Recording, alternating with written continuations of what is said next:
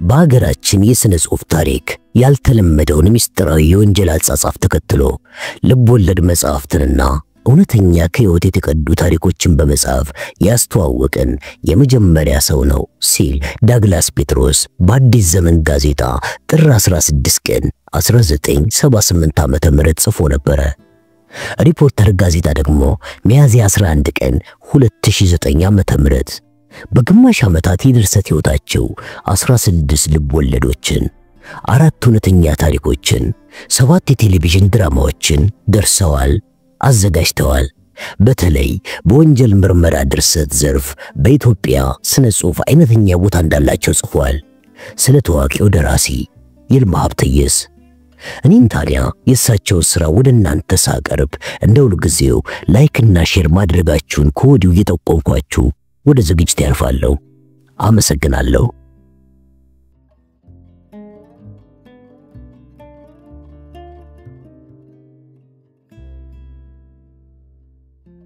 ቀኑ ሰኞ ሲሆን ከጠዋቱ 2 ሰዓት ሊሆን ጥቂት ደቂቃዎች ብቻ ነው የቀረው። ከፍርድ ቤቱ ቅጥር ግቢ ውስጥ በርካታ ሰዎች ተገኝተዋል። ፋይል ይዘው ከአንዱ ሕንፃ ወደ ሌላው የሚሯሯጡት ጥቂቶች አይደሉም። ማመልከቻ ጽፈው የሚሰጡበትን ቦታ ያጡም ከመሃል ቆመው አላፊ አግዳሚውን ይጠይቃሉ። ከባለ ጉዳዮቹ ብዙዎቹ ጥቁር የለበሱ ሴቶች ናቸው። ከአንዳንዶቹ ገጽ ላይ የሐዘን ስሜት ይነበባል። የመርታት ተስፋ ያደረባቸው የደስታ መልክ ይታይባቸዋል። ነገር እየበላ ከወዲያ ወዲህ የሚጎነጠነጥም አለ። ባላጋራውን በሩቅ ሲያይ ደሙ የሚፈላበትም አይጠፋም። በአንድ ወቅት የሚያስቀኑ ባልና ሚስት በንብረት ክፍያ ምክንያት እንደማይተዋወቁ ይተላለፋሉ። በወሬ ሱስ ተይዘው ካለበቂ ምክንያት ከፍርድ ቤቱ የሚመላለሱ አያሌ ናቸው። ብቻ ሁሉም ጉዳዩን ልባት እንዲያገኝለት ስለሚጓጓ የዳኞችን መሰየም በናፍቆት ይጠብቃል። ማርታ ፈለቀ የአንደኛውን ሕንፃ ግድግዳ ተደግፋ ፀሐይ ትሞቃለች። ገና የ19 ዓመት ወጣት ናት። መልከቀና ናት ባትባልም ደም ግባት ያላት ልጅ ናት። ከጠይምነት ይልቅ ወደ ቀይ ዳማነት ታደላለች። አጭር ከሚባሉት ባትመደብም ረጅም አይደለችም። አፍንጫዋ አጠር ቢልም አይኖቿ ጎላ ጎላ ያሉ ናቸው። ረዘም ያለ ዥንጉርጉር ቀሚስ ስለለበሰች ውብ ቅርጽ ያላቸው እግሮቿ በከፊል ተሸፍነዋል። ፀጉሯ ረጅምና ዞማ ስለሆነ ወደ ኋላዋ በጥራው ከትከሻዋ ላይ ተኝቷል። ማርታ ከግማሽ ሰዓት በላይ ከዚያ ቦታ ላይ ብቻዋን ቆማለች። ሁኔታዋ ሲታይ ምንም ጉዳይ ያላት አትመስልም። ከሳሽም ተከሳሽም አይደለችም። ለምስክርነትም አልተፈለገችም። በሌሊት ተነስታ ከሩቅ ቦታ የመጣችው ግን ካለ ምክንያት አልነበረም። የምታፈቅረውን ወጣት ለማየት ነው። ከተቻለም ብታነጋግረው አጠላም። እስረኞችን የያዘው መኪና መጥቶ ከሁለት ሕንፃዎች መሃል ሲቆም በቅድሚያ መሳሪያ ነገቱ 4 ፖሊሶች ወረዱ። ከዚያም ተራ በተራ ቁጥራቸው ከ20 የማይበልጥ የሕግ እስረኞች ከመኪና ውስጥ ወጡ። ለጥበቃ እንዲያመች ተብሎ ከጎርጓዳ ስፍራ ከተዘጋጀው ቦታ ተወሰዱ። ለፍርድ እስከሚቀርቡ ድረስ ከዚያው ተቀመጡ። ሁሉም ወደ ላይ አንጋጠው ወዳይ ዘመዶቻቸውን ባይናቸው ይፈልጋሉ። አንዳንዶቹ ደማቅ ፈገግታ እያሳዩ እጃቸውን በማውለብለብ ሰላምታ ይሰጣሉ። ግርማ ደፍርስ ሐዘንና ብስጭት ያጎሳቆለው ገጹን ፈገግ አድርጎ ማርታን ሰላም አላት። ቃል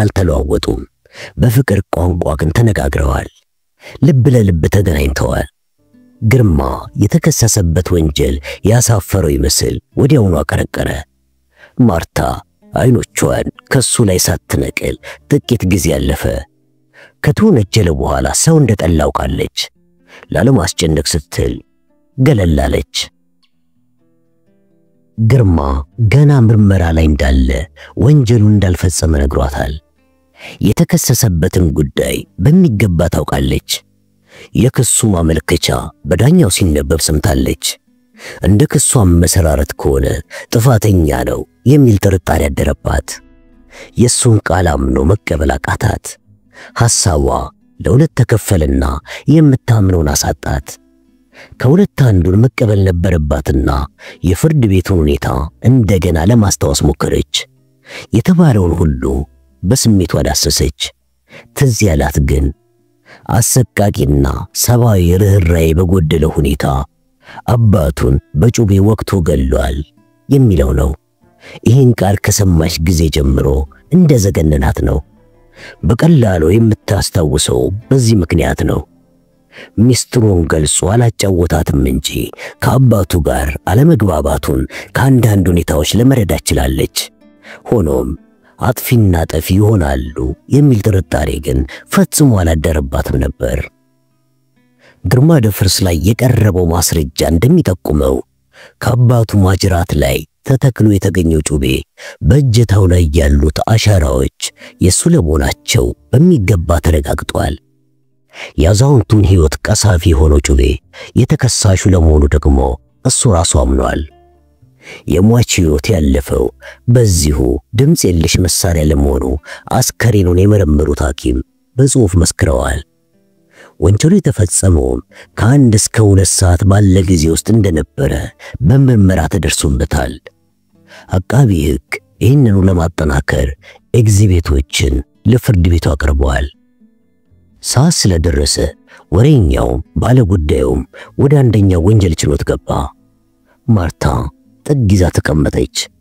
አቃቢ ሕግና ጠበቃው ቦታቸውን ያዙ። ዳኛው ከወንበራቸው ላይ ሊሰየሙ ሲገቡ በአዳራሽ ውስጥ የነበሩት ሁሉ ከመቀመጫቸው ብድግ ብለው በአክብሮት ተቀበሏቸው። ዳኛው አጠር ብለው ሰውነታቸው ሙሉ ነው። ጸጉራቸው ሽበት ይውራረው እንጂ የእርጅና ምልክት አይታይባቸውም። ቁጭ አሉና ከፊት ለፊታቸው ያለውን ፋይል አገላብጠው ለጥቂት ጊዜ ተመለከቱ። ወዲያውኑ ተከሳሹ እንዲቀርብ ለተላላኪው ትዕዛዝ ሰጡ። ግርማ ጥቁር ያለ ጃኬትና ነጭ ሱሪ ለብሶ በአንድ ፖሊስ አጃቢነት ወደ አዳራሹ ገባ። ሁሉም ወደሱ አተኮሩ። ግርማ የዚያን ሁሉ አይነ ተሸክሞ ለተከሳሾች ከተዘጋጀው ቦታ ሲደርስ ማንንም ላለማየት ስለፈለገ አቀርቅሮ ቆመ። ዳኛው ተቀመጥ ሲሉት እጅ ነስቶ ከወንበሩ ላይ አረፍ አለ። አንዳንዶቹ በሰብአዊ ርህራሄ ከንፈራቸውን መጠጡለት። ጥቂቶቹ አባቱን ገሏል ተብሎ በመከሰሱ አዘኑበት። ጨካኝ አውሬ መስሎ የታያቸውም ጠሉት፣ አይን ላፈር አሉት። ማርታ ግን የምታፈቅረው ግርማ መንፈሱ ደቆ የልጅነት ቅስሙ ተሰብሮ ስታይ ልቧ ለሁለት ተከፈለ። ስሜቷን መቆጣጠር አቃታትና እንባዋ ቀረረ። ዳኛው ቀደም ሲል በአቃቢ ሕግ የቀረበውን ክስ አንስተው የክሱን ማመልከቻ በንባብ ማሰማታቸውን አስታወሱ። ተከሳሹም ግልባጭ ደርሶት በፍርድ ቤቱ እምነት ክህደት ተጠይቆ ጥፋተኛ አይደለሁም ስላለ አቃቢ ሕግ እንደ ክሱ አመሰራረት የሚያስረዱልኝ ምስክሮችን አቀርባለሁ ባለው መሰረት ለዛሬ መቀጠሩን ገለጹና የሕግ ምስክሮች በአቃቢ ሕግ በኩል የቀረቡ ከሆነ ፍርድ ቤቱ ሊሰማ ዝግጁ ነው አሉ ግራ ቀኙን እየተመለከቱ። አቃቢ ሕግ ከተቀመጠበት ተነስቶ እጅ ነሳ። ካባውን አስተካክሎ ምስክሮች ያሉት መሆኑን አሳውቀው የመጀመሪያው የሕግ ምስክሬ የሟቹ ባለቤት ወይዘሮ አስናቀች ተፈራ ናቸው አለ። ዳኛው ምስክሯ እንዲቀርቡ ትዕዛዝ አስተላለፉ። ወይዘሮ አስናቀች የለበሰችው አይነቱ ምርጥ የሆነ ጥቁር ቀሚስና ሹራብ ነው። መልከቀናና ቁመናዋ ያማረ የደስ ያላት ሴት ናት። ቀይ ስለሆነች ጥቁሩ ልብስ ይበልጥ ውበትን ሰጥቷታል። ከሆዱ አካባቢ አበጥ ማለቱ ነፍሰ ጡር መሆኗን ይጠቁማል። በተላላኪው አስተናጋጅነት ወደ ምስክር መስሚያው ቦታ እንደደረሰች የፍርድ ቤቱን ስነ ስርዓት እንድታሟላ ተጠየቀች። የሚፈለግባትን እንደፈጸመች በዳኛው ፍቃድ ተቀመጠች። አቃቢ ሕግ ጠረጴዛውን በሁለት እጆቹ ተደግፎ እሷን እያየ ወይዘሮ አስናቀች ወንጀሉ በተፈጸመበት ወቅት የነበረው ሁኔታ ለፍርድ ቤቱ ይገልጹልን ሲል በጥሞና ጠየቃት። በግምት 1 ሰዓት ከሩብ ይሆን ይመስለኛል። ሳሎን ቁጭ ብዬ ሹራብ ስሰራ ከበሮቹ አንዱ በኃይል ሲዘጋ ሰማው።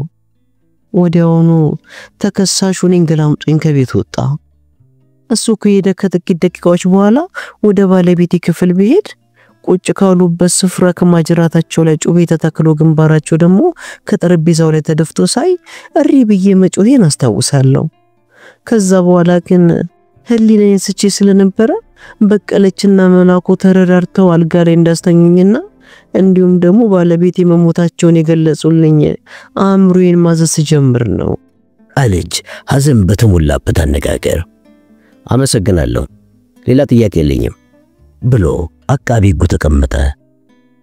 ጠበቃው እጆቹን ወደ ኋላ አድርጎ በዝግታ እርምጃ ቀረባትና ተከሳሹ እኔንም ገላምጦኝ ወጣን ያሉት ለምን አለ ጣራውን አሻቅቦ እየተመለከተ።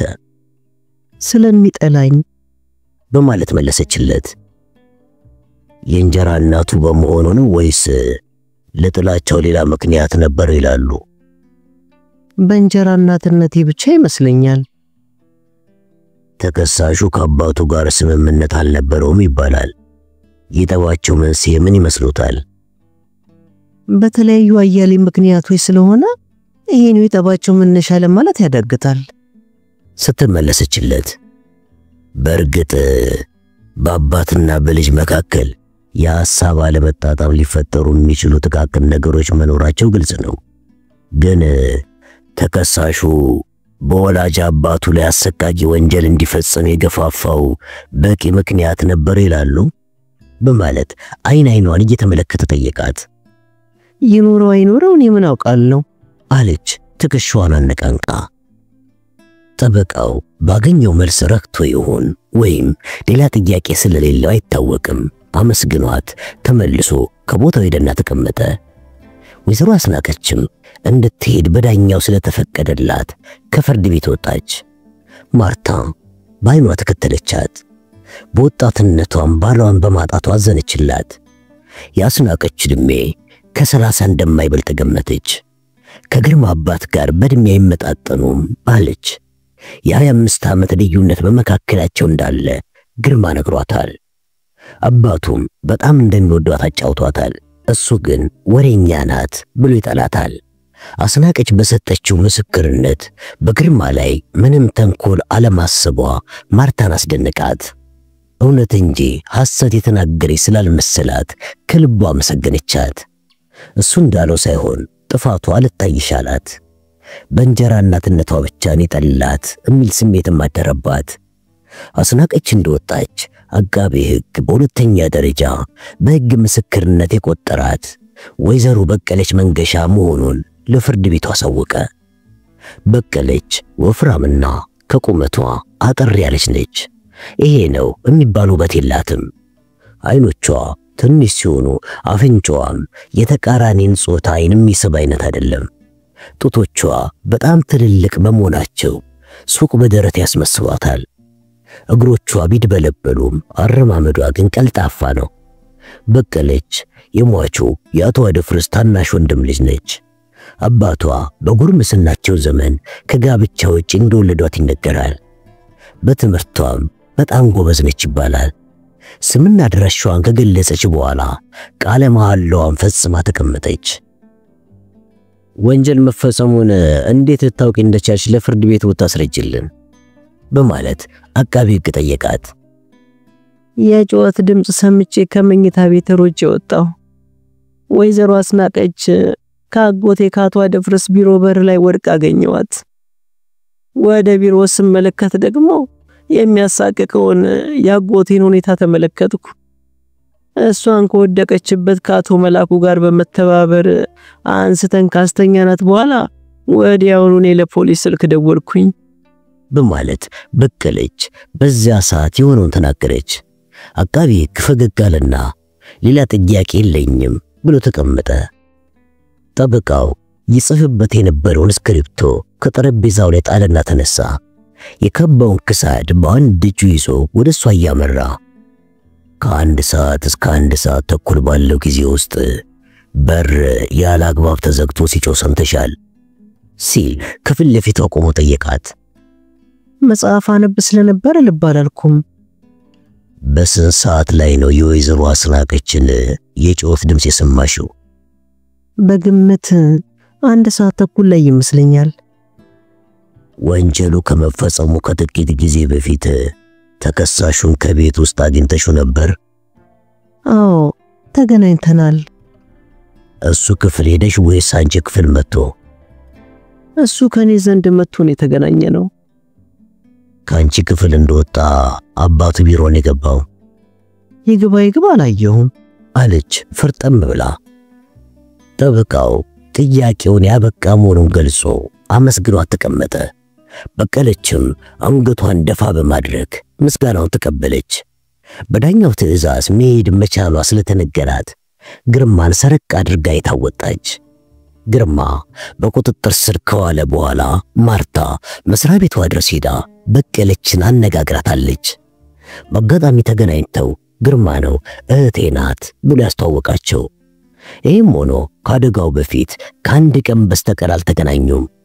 ያም ቢሆን በጥሞና አልተጨዋወቱም። በቀለች ብዙ መናገር ማትወድ በመሆኗ አሁን ለፍርድ ቤቱ ከሰጠችው ቃል ውጪ የተለየ ነገር ለማርታ አልነገረቻትም። እንዲያውም በጉዳዩ ላይ በሰፊው ለመወያየትም አልፈለገችም። በማርታ ግምት በቀለች የምትወዳቸውና እንደ አባት ያሳደጓትን አጎቷን ግርማ በመግደሉ የተናደደችበት መስላት አይታታለች። ከፍርድ ቤቱ ስትወጣ ግርማን በዓይኗ ገረፍ ማድረጓም ይህን ስሜቷን ማንጸባረቋ ሳይሆን አይቀርም ብላ ማርታ አምናለች። ሶስተኛውና የመጨረሻው የአቃቤ ሕግ ምስክር አቶ መላኩ ደስታ መሆኑን ለችሎቱ ተገለጸ። መላኩ የሟቹ ባለቤት የወይዘሮ አስናቀች ያክስት ልጅ ነው። ቁመቱ መካከለኛ ሲሆን ሰውነቱም ሞላ ያለ ነው። መልከቅና ባይሆንም ወንዳ ወንድ ነው። ቁመናው የሰጠ ስለሆነ የለበሰው ያምርበታል። ሽበት ጣል ቢያደርግበትም እድሜው 36 ዓመት መሆኑን ተናግሯል። የፍርድ ቤቱን ቋሚ ደንብ አሟልቶ እግሮቹን አነባብሮ ተቀመጠ። አቃቤ ሕግ ከመቀመጫው ተነስቶ ለመጀመሪያ ጊዜ ወደ ምስክሩ ተጠጋና የአቶ አደፍርስ መሞት እንዴት እንዳወቁ ለፍርድ ቤቱ ያስረዱልን ሲል እጁን በእጁ ያሻሸ ጠየቀው። አቶ አደፍርስ የሞቱለት ጉንፋን ይዞኝ ካልጋዬ ላይ ውዬ ነበረ። ከምሽቱ 1 ሰዓት ተኩል ገደማ ላይ አስደንጋጭ ጩኸት ድምጽ ሰምቼ ከእንቅልፌ ነቃው። ጉዳዩን ለማጣራት ድምጽ ወደ መጣበት አቅጣጫ ብሄድ በቀለች አስናቀችን ከወደቀችበት ለማንሳት ስትሞክር ደረስኩኝ። ወዲያውኑ ተጋግዘን አነሳናት። በዚያን ጊዜ ነው ከአእምሮዬ ሊፋቅ የማይችለውን አሰቃቂ ድርጊት የተመለከትኩት በማለት መላኩ ያየውን ተናገረ። አቃቤ ሕግ ኤግዚቢቶቹ ከተቀመጡበት ጠረጴዛ ላይ ጩቤውን በመሐረቡ አንስቶ ለመላኩ አሳየውና ይህን ጩቤ አይተውት ያውቃሉ ሲል ጠየቀው። አዎ በማለት አረጋገጠለት። የማን ነው? ባለቤቱን ያውቁታል? የተከሳሹ ነው። ለመጀመሪያ ጊዜ በማን እጅ ነው ያዩት? ተከሳሹ ይዞት ነው ያዩት። ለመጨረሻ ጊዜ ያዩት ከየት ቦታ ነው? አለና ጩቤውን መልሶ አስቀመጠው። ከአቶ አደፍርስ ማጅራ ላይ ተተክሎ ነው። እርግጠኛ ኖት? እሱ ራሱ ነው። አዎ አልጠራጠርም አለ መላኩ በእርግጠኝነት። አቃቤ ሕግ የፈለገው ይህንኑ ስለነበረ ሌላ ጥያቄ ሳያቀርብ መላኩን አመስግኖ ተቀመጠ። የተከሳሹ ጠበቃ ጥያቄ ካለው ሊጀምር መቻሉን ዳኛው ገለጹለት። ጠበቃው እጅ ነስቶ ከረባቱን አስተካከልና ከአክስት ልጅ ቤት በጠጋኝነት መኖር ከጀመርክ ስንት ጊዜ ሆነሃል? ሲል ያልታሰበ ጥያቄ ለመላኩ አቀረበለት። ዓመት ሊሆነኝ ነው። በዚህ ጊዜ ውስጥ በተከሳሹና በአባቱ መካከል የከረረ ጸብ ተፈጥሮ ያውቃል አለው በጀርባው ቆሞ። በመካከላቸው የሐሳብ አለመጣጣም አለ ሲሉ ሰምቻለሁ። ጥያቄ ግጭት ሲፈጠር አጋጥሞ ያውቃሉ ወይ ነው አለ ኮስተር ብሎ። አላጋጠመኝም። ከተከሳሹ ጋር ደህና አግባብ ነበራችሁ? በጣም እንጂ። ከአባቱ ጋር የማይጣጣምበትን ምክንያት አጫውቶ ያውቃል? ነግሮኝ አያውቅም። ከሟች ቤት ከመምጣት በፊት የት ትኖር ነበር? በዚህ ጊዜ አቃቢ ሕግ በድንገት ብድግ ብሎ ተቃውሞ አለ። የተሰበሰበው ሰው ሁሉ አይኑን ከሱ ላይ ያሳረፈ። ዳኛው ምክንያቱን ጠየቁት። በጠበቃው የቀረበው ጥያቄ ከጉዳያችን ጋር ግንኙነት የሌለው ስለሆነ እንዲሰረዝ ጠይቃለሁ ብሎ ተቀመጠ። ዳኛውም ጥያቄው ተፈጸመ ከተባለ ወንጀል ጋር ዝምድና የሌለው በመሆኑ የሰረዙት መሆናቸውን ተናገሩ። ጠበቃው የቅሬታ መልክ ቢታይበትም በጸጋ መቀበሉን እጅ በመንሳት ገለጸ። በዳኛው ውሳኔ ተከፍቶ ይሁን ወይም የራሱ የሆነ ምክንያት ይኖረው አይታወቅም፣ ጥያቄውን አቋርጦ ተቀመጠ። በመሰረቱ የአቶ መላኩ የቀድሞ መኖሪያ ቦታ መታወቅ ለጠበቃው ሕጋዊ ክርክር የሚሰጠው ጥቅም የለም ሲሉ ፍርድ ቤቱን የሚያዘወትሩ አዛውንቶች ተችተዋል። ከወንጀሉ ጋር በምንም ተአምር ሊያገናኘው እንዳሰበም ለማርታ እንኳን ግራ ሆኖባታል። ግን አስፈላጊ ከመሰለው እኔ ልነግረው እችላለሁ አለች ለራሷ። ከግርማ ጋር ፊልም አይተው ሲወጡ መላኩን አግኝተውት አስተዋውቋታል። የእንጀራ እናቴ ዘመድ ነው ብሏታል። ከሌላ ክፍለ ሀገር በሥራ ምክንያት ተዛውሮ መምጣቱን በእንግድነት ከነሱ ቤት መቀመጡን ነግሯታል። ተጫዋች ቢጤ ነው ብሎም አድንቆላታል። ይህን የነገራት ከ6 ወር በፊት ስለሆነ የክፍለ ሀገሩ ስም ጠፋባት። በአሳቧ አውጥታ አውርዳ ስላገኘችው ግን ደስ አላት። በበኩሏ የምታፈቅረው ልጅ የሚረዳበትን ፍንጭ ለመስጠት በመቻሏም የመንፈስ ኩራት ተሰማት። ግን ጠበቃው አስፈላጊ ሆኖ ካገኘው በቀላሉ ግርማን ሊጠይቅ መቻሉን ማርታ ፈጽሞ ትዝ አላላትም። ዳኛው ሰዓታቸውን አይተው ሌሎች ምስክሮች ካሉት ፍርድ ቤቱ ሊሰማ መቻሉን ለአቃቤ ሕግ ገለጹለት። የሌለው መሆኑን ከመቀመጫው ተነስቶ አሳወቃቸው።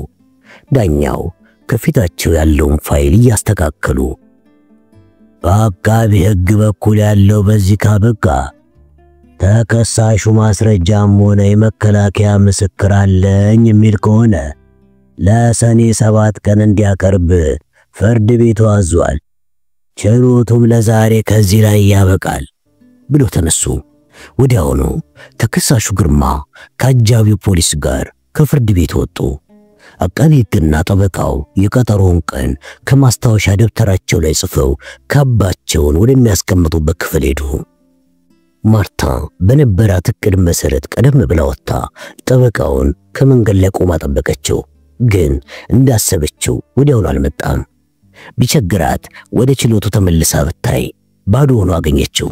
ስለዚህ ሌላ መሄጃ መንገድ አለመኖሩን ተገንዝባ በፊት ከነበረችበት ቦታ ሆና በትዕግስት ጠበቀችው። ከአቃቤ ሕጉ ጋር እየተሳሳቁ ከአንደኛው ሕንጻ ሲወጡ አይታቸው አይኗን ማመን አቃታት። በችሎት ውስጥ እንደዛ የሚፋጠጡት ሌሎቹን ለማሞኘት መሰላት። በዚህም ቅር ስላላት ለጠበቃው የነበራትን አክብሮት በመጠኑ ቀነሰባት። ለዚህም ምክንያት ነበራት። አዎ ጠበቆች እርስ በራሳቸው ተስማምተው ባለ ጉዳዩን በጋራ ይበዘብዛሉ ሲባል የሰማችውን የመንደር ሐሜት ከዚህ ጋር ስላዛመደችው ነው። በየዋህነት ይህን የመሰለ ስሜት ቢያድርባትም በአቃቤ ሕግና በጠበቃው መካከል ያለውን ልዩነት ባለማወቋ ስለሆነ አይፈረድባትም። ግን በዚህ ተከፍታ ውሳኔውን አልለወጠችም። ሁለቱ የሕግ ሰዎች እስከሚለያዩ ድረስ ከኋላቸው በመጠነኛ ርቀት ተከተለቻቸው። ጠበቃው ባንደፍሮ በለጠ የመኪናውን በር ሲከፍት ማርታ ሰላምታ አቀረበችለት። ቀና ብሎ ሲመለከታት ከዚህ በፊት የሚያውቃት ልጅ አይደለችም። ፈገግ አለና ምን ልታዘዝ አላት። ማርታ የተከሳሹ ግርማ ጓደኛ መሆኗን ገለጸችለት። ራሱን በማነቃነቅ ገባኝ የሚል ምልክት ሰጣት። የሚጠቅም ከመሰሎት ያቶ መላኩን የሥራ ቦታና የነበረበትን ክፍለ ሀገር ልነግሮት እችላለሁ አለችው። ስለ መልካም ሐሳቧ አመሰገናት። እሱም በሚገባ እንደሚያውቅ ነገራት። ጥያቄውን ያቀረበለት ግን በሌላ ምክንያት መሆኑን ገለጸላት። ግርማ በአንድ ወቅት የሚያፈቅራት ልጅ እንዳለችው ነግሮ ስለነበረ እሷ ሳትሆን አትቀርም ብሎ ለማረጋገጥ ጠየቃት። አዎ የሚል መልስ ስላገኘ የሚቻለኝን ሁሉ አድርጋለሁና ብዙ አታስቢ በማለት አሰናበታት። ማርታ በታክሲ ወደ ቤቷ ስትሄድ በአእምሯ ታሰላስል የነበረው በዳኛው ስለተሻረው የጠበቃው ጥያቄ ነበር። ያቶ መላኩን የቀድሞ አድራሻ መጠየቁ ሲደንቃት፣ አውቀዋለሁ ማለቱ ደግሞ በጣም አስገረማት። ጠበቃው በሌላ ምክንያት መሆኑን ቢገልጽላትም ፍሬ ኖሯል ብላ ከልቧ አልተቀበለችውም። በተለይም የቀረቡት ምስክሮች በሙሉ የግርማን ወንጀለኛነት ያረጋገጡ ስለመሰላት የነበራትን ተስፋ አቀዘቀዘባት። የመኖር ዕድሉ ሲጨልም ታያት። የሚጠብቀውን ፍርድ ስታስበውም ዘገነናት። ከህሊናዋ ጋር ሙግት እንደገጠመች ከመኖሪያ መንደሯ ደረሰች።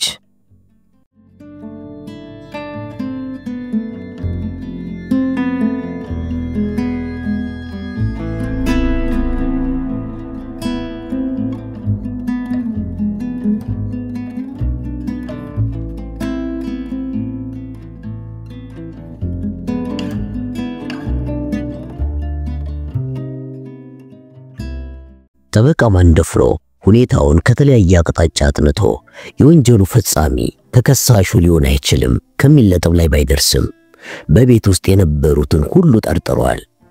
ስለ ሰዎቹ በሚገባ ባያውቅም የማይናቅ ፍንጭ አግኝቻለሁ የሚል እምነት አድሮበታል። ምሳ ቀርቦለት ከበላ በኋላ በሐሳብ ተመስጦ ሲያሰላስል ባለቤቱ ተመልክታ ጉዳዩ ስለገባት በከንቱ አንጎልህን አትበጥብጥ ልትለው ፈለገችና ካፏ መለሰችው።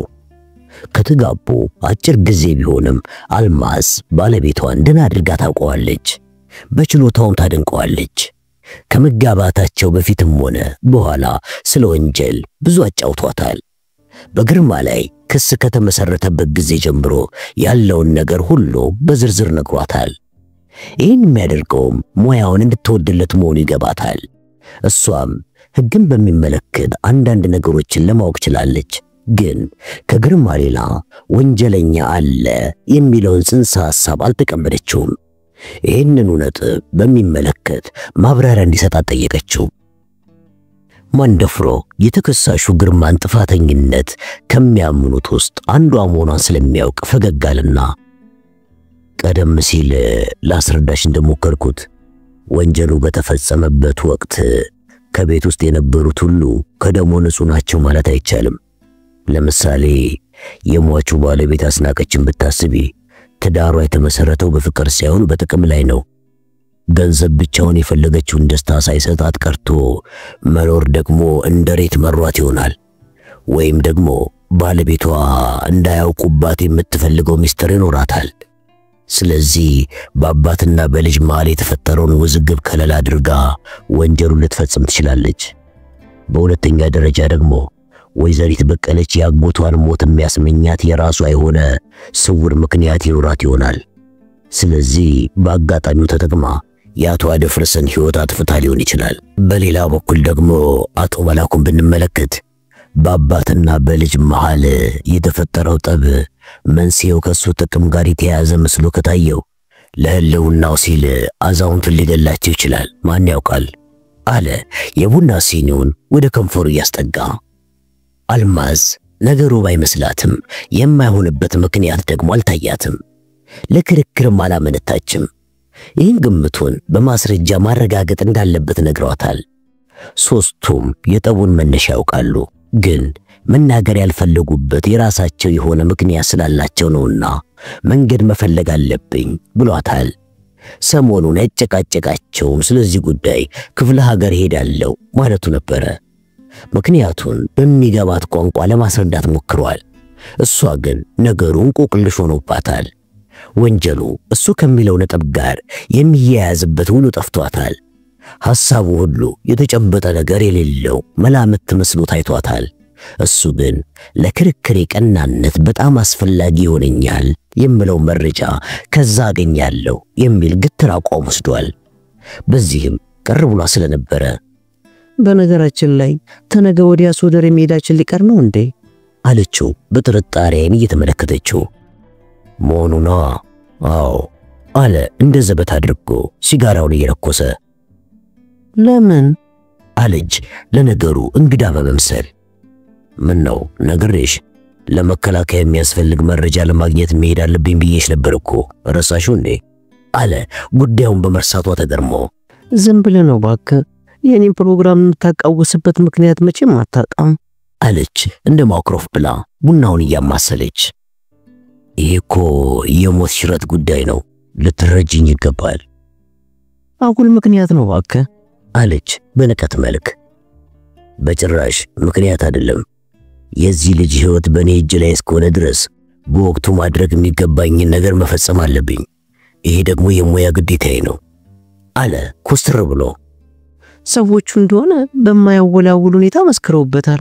ያንተ በየሀገሩ መንከራተት ምን ይጠቅመዋል? ማናቸውም አባቱ ሲገድል አየን አላሉም እኮ። መቼም ጤነኛ ሰው ምስክር አቆሞ ወንጀል ፈጸመ ሲሉ ሰምቼ አላውቅም አለች ቡናውን እየተጎነጨች። ከቤት ውስጥ የነበሩት ሁሉ ከመሰከሩበት ወንጀለኛ ነውና ወንጀሉን አምነ መቀበል ይኖርብሃል ነው የምትይኝ እንዴ? ሲል ጠየቃት። ሌላ አማራጭ የለህማ አለችው በመታከት መልክ። እንግዲህ በጭፍንና በዳበሳ ከተሰራማ ሕግን ማጥናት ለምን ያስፈልጋል? አየሽ ሙያን ማርከስም ራሱን የቻለ ወንጀል ስለሚሆን ህሊናም ይታዘባል። የህሊና ቢስ ሰው ሚስት መባል ደግሞ የሚያሳፈርሽ ይመስለኛል አይደል እንዴ? አለ ፈገግ ብሎ። እሱማ ነው ይገባኛል። ብቻ ከዚህ ሁሉ ውጣ ውረድ ጥፋተኝነቱን አምነ ይቅርታ በተጠየቀለት ፍርድ ቤቱም ልጅነቱን ተመልክቶ ቅጣቱን ይቀንስለታል አይመስልህም? አለች አይን አይኑን እየተመለከተችው። ያልፈጸመውን ወንጀል እንደፈጸመ አድርጌ ይቅርታ ልጠይቅ? በፍጹም አላደርገውም አለ ጥርሱን ነክሶ። እሱ ወንጀለኛ ካልሆነ ታዲያ አባቱ ማን የገደላቸው? ሌላ ሰው ሊሆን ይችላል። ሌላ ሰው አልክ? አለች በመጠራጠር። አዎ ሌላ ሰውን የገደላቸው አለ ፈርጠም ብሎ። ሌላ ሰው ለመግደሉ ተጨባጭ ማስረጃ ማቅረብ ያስፈልጋል።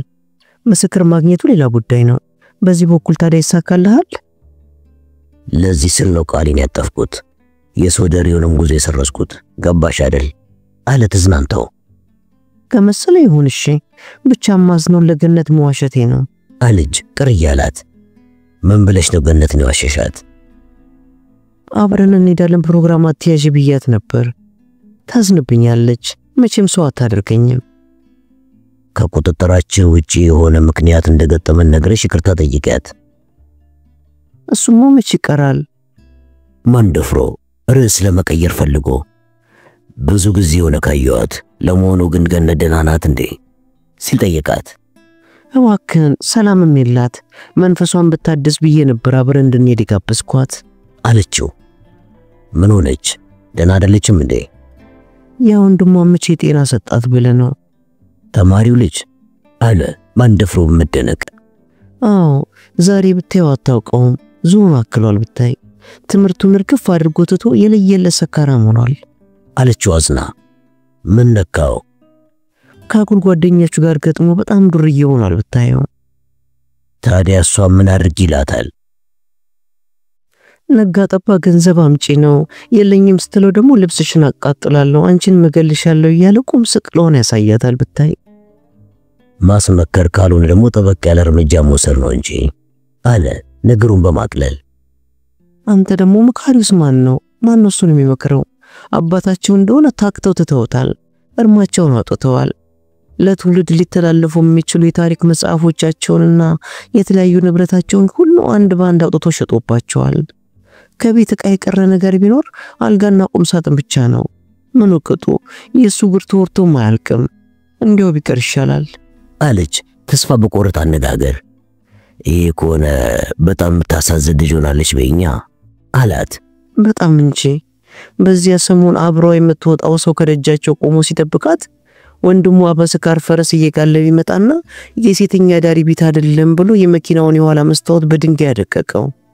ሰውየው ጉሮሮን አንቆ ሊገለው ሲል ደርሳ በስንት ልመና አስጣለችው ብታይ። ይኸውልህ ለቁም ነገር የፈለጋት ሰው በዚህ ሰው ምክንያት እርግፍ አድርጎ ተዋት እልሃለሁ። እስከዚህ ደርሷል። በጣም ይገርማል። ኧረ ከለየለት ቆይቷል። ባለጌን ካሳደገው የገደለው ይጸድቃል የሚሉት አባቶቻችን እውነት ያላቸው ይመስላል አለ እጁን እያሻሸ። ጥርጥር የለውም አለች በሙሉ እርግጠኝነት።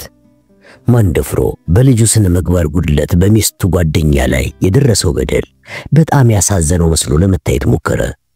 አንድ ወዳጁ በልጃቸው ምክንያት የደረሰባቸው መከራ ማጫወታት አዲስና እንግዳ ነገር ሳይሆን በየሰው ቤት ላይ ያለ ችግር መሆኑንም ነገራት።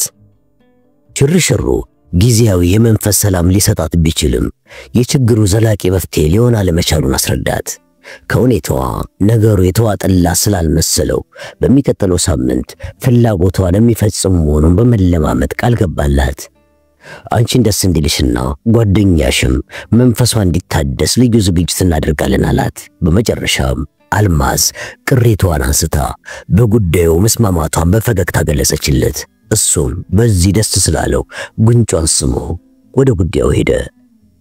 ጠበቃው የግርማን ወላጅ እናት ሊያነጋግራቸው ቀጠሮ ወስዶ ስለነበረ በተባለው ሰዓት ከቤታቸው አገኛቸው። ሴትየዋ ደርባባና አረጋ ያሉ ሴት ናቸው። በወጣትነታቸው ቆንጆ እንደነበሩ በቀላሉ ይታወቃል። አሁንም ቢሆን የሴትነት ለዛቸው እንዳለ ነው። በድሎት ስለኖሩ እድሜያቸውን መገመት ያስቸግራል። ማንደፍሮን እንዳዩት በፈገግታ ተቀብለው ወደ ውስጥ አስገቡት። የመኖሪያቸው ቤት ሳሎን ሰፊና በውድ ዕቃዎች የተሞላ ነው። የእሳቸውና የባለቤታቸው ፎቶግራፍ ከግድግዳው ላይ ተሰቅሏል። ከወለሉ ላይ የተነጠፈው ሰፊ ስጋጃ በእግር ለመርገጥ ያሳሳል። በጠቅላላው የሚያየው ሁሉ ስሜቱን የሚማርኮንበትና አስገርመው እንዲህ ይሆናል ብሎ ባይገምትም ከቢሮ ድረስ መጥተው ለልጃቸው ጥብቅና እንዲቆም ሲጠይቁት በገንዘብ በኩል ችግር አለመኖሩን የገለጹለትን አስታወሰ። ከአባቱ ጋር ከተፋቱ በኋላ ሌላ ከበርቴ ባል ማግባታቸውን ግርማ ነግሮታል። ማንደፍሮ ከሚመቸው ሶፋ ላይ እንደተቀመጠ ሴትየዋ ምን ይምጣል ብለው ጠየቁት። የመጠጥ አይነት አስመረጡት። አልፈልግም ብሎ ቢግደረደርም አንድ ነገር መውሰድ አለብህ ብለው አግባቡት። የመረጠው ውስኪ ነበርና በደውል ሰራተኛ ጠርተው ትዕዛዝ ሰጡና ተቀመጡ። መጠጡ በቀዘቀዘ የአምቦ ውሃና በበረዶ ታጅቦ መጣላቸው። የግርማ እናት እንዲጠጣ ጋበዙትና እሳቸውም ከመጠጡ በመጠኑ ተጎንጭተው መለኪያውን በሁለት እጃቸው መዳፍ ውስጥ እያፍተለተሉ እንደ ምስክሮቹ ሁኔታ ልጅ ተስፋ ያለው ይመስልሃል በማለት ጠየቁት። ማንደፍሮ ሳያስበውና ሳይዘጋጅበት በድንገት ላቀረቡለት ጥያቄ አጥጋቢ መልስ አልነበረው። በጉንጩ ይዞ ያጣጥመው የነበረውን አልኮል ዋጥና መልስ ለመስጠት እንኳን ትንሽ ያስቸግራል፣ ብቻ እስከዚህም ተስፋ አስቆራጭ ሆኖ አላገኘሁትም አለ አፉ እንዳመጣለት። እስከዚህም አልክ አሉ በመጠራጠር መለኪያውን ከጠረጴዛው ላይ ያስቀመጡ። ማንደፍሮ የምስክሮቹ ቃል ዋጋ የለው ለማለት አልደፈረም። ቢልም እንኳን ሴትየዋ እንደማይቀበሉ ታወቀ። ግን አቀራረቡን በመለወጥ ስለ ምስክሮቹ ያለውን አስተያየት ለባለቤቱ ባስረዳው ሁኔታ ለሳቸው ማጫወታቸው በቃላቸው ተቃውሞ ባያሰሙም ነገሩን ያመኑበት ስላልመሰለው ሁኔታውን አብራራላቸው። ከሳቸውም ጋር ለመወያየት የፈለገበት ምክንያትም ይሄው መሆኑን ገለጸላቸው። የአቶ አደፍርስ ሕይወት ታሪክ ጠቃሚ አስተዋጽኦ ይኖረዋልና የሚያውቁትን ያህል ይንገሩኝ ብሎ ጠየቃቸው። የግርማ እናት በጥሞና ቢያዳምጡትም የሰሙትን በቅጡ አልተረዱትም። አንዱን ከሌላው ለማገናዘብ ቢሞክሩም እንኳን አልሆነላቸውም። በዚህም በዚያም ቢሉ ለልጃቸው ጠቃሚነቱ አልታያላቸው። እንደ ቁም ነገር ያጫወታቸው መጨበጫ የሌለው ወዘብሬታ ሆነባቸው። ጠበቃው ይህን ሁሉ የተወተው ተጨማሪ ገንዘብ ፍለጋ መሰላቸው። አልፎ ተርፎ ደግሞ የሟች ታሪክ ለመከላከያ ይበጃል ሲላቸው ጤንነቱን ማጠናጠራቸው። ምኑን ከምኑ ሊያያይዘው ነው ብሎ ደነቃቸው። ከሳቸው የማስተዋል ችሎታ ውጭ ሆነና ግራ ገባቸው። የረሱትን ነገር እንዲያስታውሱ በመደረጋቸው ቅር አላቸው። ግንኙነታቸውን ካቋረጡ ከ20 ዓመት በኋላ ከአቶ አደፍርስ ጋር ያሳለፉትን ሕይወት እንደገና በትዝታ ለመዳሰስ አልፈለጉም ነበር። ግን ለልጃቸው ህልውና ይበጃል ስለተባሉ የሚጠሉትን ነገር ለማስታወስ ተገደዱ። ከሞላ ጎደል የአቶ አደፍርስን ባህሪና የሕይወት ታሪክ ነገሩት። ሲበዛ ንፉግ ሰው ነበር በማለት ደመደሙና በረጅሙ ተነፈሱ። ማንደፍሮ የተደረገለትን ገለጻ በጥሞና አዳመጠ። በመጠኑም ቢሆን የአቶ አደፍርስን ማንነት አወቀ። ከወንድማቸው ጋር የነበራቸውን ግንኙነት በቅጥ ስላብራሩለት እንዴት ነበር አላቸው። ቀደም እንዳልኩህ መንገሻ ደግና የዋህ ሰው ነበረ። የእናት ወር ዥንጉርጉር ነው የሚባለውም ትክክል ለመሆኑ የሁለቱ አፈጣጠር ጉልህ ማስረጃ ነው። አደፍርስ የአባታቸውን ሀብት በቁጥጥር ስር አድርጎ ለወንድሙ የሚገባውን ድርሻ ሳይሰጠው በጭቅጭቅ ላይ እንዳሉ ሕይወቱ በሰው እጅ አለፈ። ገዳዩ እስካሁን ድረስ ማን እንደሆነ አልታወቀም። መንገሻ እንደሞተ የልጁ እናት ነኝና ንብረቱ ይገባኛል ስትል አንድ ሴተኛ አዳሪ ክስ መሰረተች። አባቱነቱንም በምስክሮች አረጋገጠች። ከ2 ዓመት ሙግት በኋላ የሴትየዋ ኑሮ ለልጅቷ አስተዳደግ አይመችም በሚል ምክንያት አደፍርስ ልጅቷን በሞግዚትነት እንዲያሳድግ ተፈረደለት። ታዲያ ሴትየዋ በዚህ ተበሳጭታ ይመስለኛል ለመንገሻ ሕይወት ተጠያቂው ወንድሟ አደፍርስ ነው እያለች ስሙን ያጠፋችው። ሀብቱን ላለማካፈል ሲል ነው ያስገደለው እያለች ወሬውን ነዛች። በዚህ ህገወጥ አድራጎት አደፍርስ ክስ መስርቶባት በስም ማጥፋት ወንጀል 3 ወር እስር አስፈርዶባታል። ከብዙ ጊዜ በኋላ ግን በሽማግሌ ታርቀዋል። ይህም ቢሆን ይቅርታ ያደረገችለት አይመስለኝም። መቼም ሲያልቅ አያምርም ነውና የኋላ ኋላ የበቀለች እናት ጠጭ የሆነችና ሞተች። በቀለች የልጅነት ግዴታዋን ለመወጣት የተቻላትን ያህል አድርጋለች። አዎ ያደቆነ ሰይጣን ሳያቀስ አይቀርም እንደሚባለው ሆነና የወደደችው መጠጥ ለሕይወቷ መጥፋት ምክንያት ሆነ። አደፍርስም ባህሪዋን አይወደውም ነበርና በመሞቷ አላዘነም። እናቷን ከመጥላቱ የተነሳ በቀለችንም ቢሆን የወንድሙ ልጅ መሆኗን ይጠራጠራል የሚል ግምት አለኝ። በመሃላቸው ፍቅር ያለም አይመስለኝም። እንደ ልጁ አሳድጓታል። እኔ የማውቀው ይሄን ነው ብቻ ነው አሉና የግርማ እናት ከመጠጡ ተጎረጩ። ማንደፍሮ የሟቹ የአቶ አደፍርስን ንፉግነት ቀደም ሲል የሰማ ቢሆንም በወንድማቸው ሕይወት መጠርጠራቸው ግን እንግዳ ነገር ሆነበት። ምንም መጥፎ ሰው ቢሆኑ በወንድማቸው ላይ የጥፋት እጅ ያነሳሉ ብሎ አላመነም። የበቀለች እናት የፈለገችው ጥቅም ስለቀረባት ባደረባት ቁጭት በሐሰት ስማቸውን ያጠፋችን መሰለው። በአጠቃላይ ውንጀላው መሰረት የሌለው ቅጥፈት ሆኖ ታየው። ቢሆንም ግን ይህን በሚመለከት የግርማ እናት ያላቸውን አስተያየት ጠይቆ እሳቸውም በዚህ በኩል የቀድሞ ባለቤታቸውን እንደማይጠረጥሩ አረጋግጠውለታል። ስለዚህ ጭብጥ የሌለው አሉባልታ ነው ብሎ ንቆተው። የግርማ እናት ልጃቸው ፈጸመ ለተባለ ወንጀል መንስኤ ሆኖ የቀረበውን ምክንያት አላመኑበትም። እርግጥም ማወቅ እንደሚገባቸው ልጃቸውን አያውቁትም። ሲለዩት በጣም ልጅ ስለነበረ አስተዳደጉንም ሆነ ባህሪውን በቅርብ አልተከታተሉትም። ቢሆንም ግን ሴተኛ ዳሪ ወዶ ገንዘብ ካላግባብ በማባከኑ ነው ከአባቱ ጋር ቅራኔ የተፈጠረው የሚለውን አባባል አልተቀበሉትም። እስከ ቅርብ ጊዜ ድረስ ግርማ እየተመላለሰ ሲጠይቃቸው የገንዘብ ችግር ያለበት መሆኑን አልገለጸላቸው። እንዲያውም እሳቸውም ገንዘብ ሊሰጡ ሲሞክሩ ብዙ ጊዜ ለመቀበል አለመፈለጉንም ያስታውሳሉ። በሌላ በኩል ከአባቱ ጋር ያለውን ግንኙነት ባያውቁም በገንዘብ ምክንያት ገደላቸው ሲባል የማይታመን እንቆቅልሽ ሆነባቸው። ምክንያቱ ይህ መሆኑ አጠራጠራቸውና የቺ ወደዳት ስለተባለችው ጋለሞታ የምታውቀው ነገር አለ ጠበቃ? ሲሉ ጠበቃውን ጠየቁት። ወንጀል መፈጸሙ እንደታወቀ ግርማ የተያዘው ከአንድ ቡና ቤት ቢራ ሲጠጣ ነው።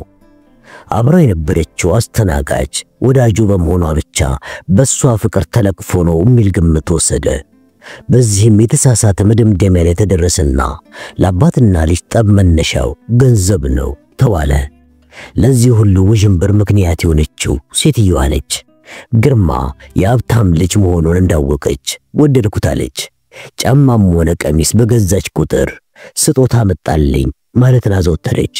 መጠጥ ቤት ገንዘብ እየከፈለልኝ ነው እያለች ጉሯን ቸረቸረች። የሷን ቀላማጅነት ያልተረዱ ጓደኞቿ ፍቅሩ ስለጠናበት ሳያገባት አይቀርም ብለው አወሩ። እንዲያውም የአባቱን ፍቃድ ነው የሚጠብቀው አሉ። ከተባለ ሁሉ አንዱም ተግባራዊ ሳይሆን በመሃሉ አባቱ ሞቱ። ስለዚህ ከሷ ጋር መቅጠሙን ስለተቃወሙ ሕይወታቸውን አጡ ተብሎ ታመነ። ለወንጀሉ መንስኤው ይሄ ነው ተባለ። ማንደፍሮ ግን ትክክል አለመሆኑን ያውቃል። ግርማን አነጋግሮት ሐሰት መሆኑን አረጋግጦለታል። ይቀርቡታል የተባሉት ወዳጆቹን አነጋግሮ የተባለችው ሴት ከግርማ ልዩ ጥቅም አለማግኘቷንም ነግረውታል። ሴትየዋ በሬ ወለደ የምትል ቀጣፊ መሆኗን ማጫውተውታል። እሱም ቢሆን ከመነሻውም ያልተቀበለው ስለሆነ ችግሩ ከሴትየዋ ጋር የተያያዘ አለመሆኑን ለግርማ እናት አስረዳቸው። ልጃቸው ከአባቱ ጋር በሐሳብ ያልተጣጣመው በገንዘብ ወይም በሴት አይደለም አላቸው። ታዲያ ጠባቸው በምን ምክንያት ነው አሉ የግርማ እናት ነገሩን ለማወጓግተው። እሱንማ ገና እያጠናሁት ነው ሲል በፈገግታ መለሰላቸው። ሌላ ምክንያት ያለው ይመስልሃል አሉ በጥርጣሬ የተመለከቱት። ይኖረዋል እንጂ አለ አሁንም በፈገግታ። አባቱን ለመግደል የሚያደርስ አሉ በመገረም። እንደሱ እንኳን አይደለም ብቻ ለግጭቱ ምክንያት ነበራቸው ለማለት ፈልጌ ነው አላቸው። የግርማ እናት የጠበቃው አባባል አልገባቸውም ነበርና ልዩነቱ ከምኑ ላይ ነው በማለት ጠየቁት። ማንደፍሮ ልዩነት አለው ማለቱ ስህተት መሆኑ ገባው። በትክክል ያልደረሰበትን ጉዳይ በመናገር አጉል ተስፋ ሊሰጣቸው አልፈለገም። ነገሩ አሁን ባለበት ደረጃ የሱን መላመት የሚቀበል የለም። እሱም ቢሆን እስከዚህ እርግጠኛ አልነበረም። ግን ለጥያቄያቸው መልስ መስጠት ቢኖርበትም የማይቀበሉትን ነገር ከማስረዳት ተቆጠበና የግሉ የሆነ ጥርጣሬ ነገራቸው። እስቲ ይሁና አሉ የግርማ እናት ነገሩ እንዳልመሰላቸው በሚያሳውቅ ሁኔታ ፈገግ ብለው። ማንደፍሮ እንዳልተዋጠላቸው ገብቶታል። እንኳን እሳቸው ሚስቱም እንዳልተቀበለችው ያውቃል። እሱ ግን ግርማ የአባቱ ገዳይ ሊሆን አይችልም ብሏል። ከአቶ አደፍርስ ጋርም ያልተግባባበት በሌላ ምክንያት መሆኑን አምኖበታል። ችግሩ የሱ ማመን ብቻ በፍርድ ዓለም ምን ያህል ክብደትን ያገኛል። ማንደፍሮን የሚያስጨንቀውና ያሳሰበው ይኸው ጉዳይ ነው። ፍርድ ቤቱን የሚያሳምንበት መንገድን ማዘጋጀት ይኖርበታል።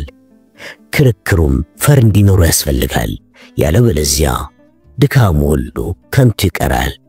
ይህ እንዳይሆን የተቻለውን ሁሉ ለማድረግ ወሰነ። ነገሩ ቀላል እንዳልሆነ ቢሰማውም እውነት ላይ መድረስ አለብኝ ያለ ከግርማ እናት ጋር ከዚህ ውጪ በሆነ ነጥብ ላይ ተወያየ። እንደ ጠበቃ ሳይሆን እንደ መርማሪ ፖሊስ በርከት ያሉ ጥያቄዎችን አቀረበ። አሰልቺ ቢሆንባቸውም ለአንድ ልጃቸው ሲሉ ጥያቄውን ለመመለስ ሞከሩ። እንደሚያውቋቸው አንዳንድ ነገረ ፈጆች ሳይሆን አቀራረቡ ለየት ያለ ሆነባቸው። ከሁኔታው ለልጃቸው በጣም እንዳሰበ ገባቸው። የግርማ እናት በነገረ ፈጁ ላይ የነበራቸውን ጥርጣሬ አነሱ። በቅን አመለካከቱ ከልብ ተደሰቱ። በመጨረሻም ተግባብቶ ተለያዩ። በሁለተኛው ቀን ከንጋቱ 12 ሰዓት ላይ ባለቤቱ ከእንቅልፉ ቀሰቀሰችው። ተጸዳድቶ ልብሱን እስከሚለባበስ ድረስ ቁርሱን አዘጋጅታ ጠበቀችው። ማንደፍሮ ለጉዞ የሚያስፈልጉትን ዕቃዎች ያሉበትን ትንሽ ሻንጣ ከመኪናው ላይ ጫነ። ባልማዝ አሽከርካሪነት ጉዟቸው ወደ ባቡር ጣቢያ ሆነ። እንዳጋጣሚ ሆኖ ብዙ መንገደኞች ስላልነበሩ በቀላሉ አስፈላጊውን ነገር ሁሉ ፈጽሞ ተሳፈረ። ባቡሩ ለጉዞ ሲንቀሳቀስ በመስኮት እጁን እያውለበለበ ተሰናበታት። አታስቢ፣ በቅርቡ መለሳለሁ አላት። እሷም በደማቅ ፈገግታ ሸኘችው። በልቧም እስቲ ያሰብኩ ይሳካል አለችው።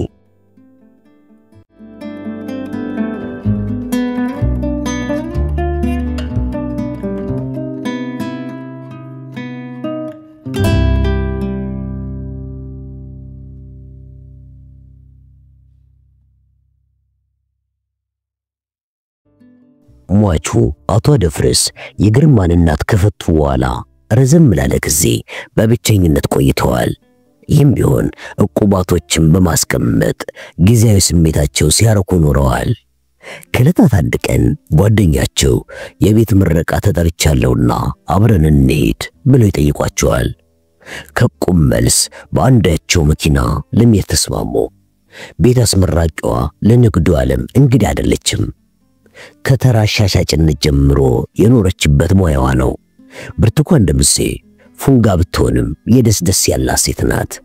ቁመቷ ረዘም ብሎ ሰውነቷም ደልደል ያለ ነው። እድሜዋም መካከለኛ ነው። ምናልባትም ቢበዛ 40 ዓመት ቢሆናት ነው። ወንድን በቀላሉ እጇ ውስጥ የማስገባት ልዩ ተሰጥኦ አላት።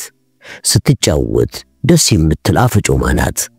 በአጭር ጊዜ ውስጥ የሰውን ባህሪ የማወቅ ችሎታዋም የሚደነቅ ነው። ብርቱካን ቦታ በለወጠች ቁጥር ካለምንም ይሉኝታ በአዲስ መልክ የከፈትኩትን መጠጥ ቤት መርቁልኝ በማለት የተካነች ሴት ነች። በዚህ ብልጠቷ ደህና ኑሮ መስርታለች። መጨረሻዋ መሆኑ ባይታወቅም የምታስመርቀው በቅርቡ ከገዛችው ቪላ ውስጥ የከፈተችውን የሀገር ባህል ምግብ ቤት ንግዷን ነው። የጠራቻቸውም አላቸው የሚባሉትን ብቻ ነው። እነሱንም ቢሆን ከፍተኛ፣ መካከለኛና ዝቅተኛ ብላ በደረጃ መድባቸው በቅድሚያ ቦታ አዘጋጅታለች። የደለበ ሰንጋ ገዝታ አርዳለች። ለዚሁ በዓል ስትል ከተለያየ ቦታ ቆነጃጅት መርጣ በክብር አስተናጋጅነት አሰልፋለች። ሴቶቹ በሀገር ልብስ ተውበው አምረውና ደምቀው ታላላቅ እንግዶቿን በፈገግታ በመቀበል የሚፈልጉትን እየጠየቁ ለአቅራቢ ከመጋበዝ በስተቀር ሌላ ሥራ አይሰሩም። በየክፍሉ ከተጋበዙት የውስኪ መለኪያ በስተቀር እጃቸው የሚነካው ነገር የለም። ምግቡን እንኳን በጣታቸው አይነኩትም። የሚያጎርሷቸው ወንዶች ናቸው። ብርቱካን ለደለደሉ እንዲያመቻት እንግዶቿን የምትቀበለው ከበር ላይ ጠብቃ ነው። ቦታ የምትመርጥላቸው እሷ ራሷ ነች። አቶ አደፍርስንና ጓደኛቸውን 32 ጥርሶቿን አሳይታ በታላቅ ደስታ ተቀበለቻቸው። አቶ ከበደን ጥሩ አድርጋ ስለምታውቃቸው አቅፋ ሳመቻቸው። እጃቸውን ይዛ ከመኝታ ክፍሏ ወሰደቻቸው። የምትጠራቸውም ስማቸውን እያቆላመጠች ከብዬ በማለት ነው። የቆዩ ወዳጇ ናቸው። ለገንዘብ የማይሳሱ ሀብታም ነጋዴ ናቸው። በደረጃ ምደባ መሰረት ዝቅተኛው ሳሎን ሲሆን መካከለኛው ወይም ከፍተኛው ቢሆን ለአቶ ከበደ ክብር የሚመጣጠን ስላልሆነ ነው ልዩ ቦታ የተሰጣቸው። ከብርቱካን ጋር አቶ አደፍርስን ጓደኛዬ ነው ብሎ አስተዋወቋቸው። ከመኝታ ቤቷ ከተደረደሩ ሶፋዎች መካከል ከሚገኘው ትልቁ ሶፋ ላይ ሁለቱ ጓደኛሞች ጎን ለጎን ተዝናንተው ተቀመጡ።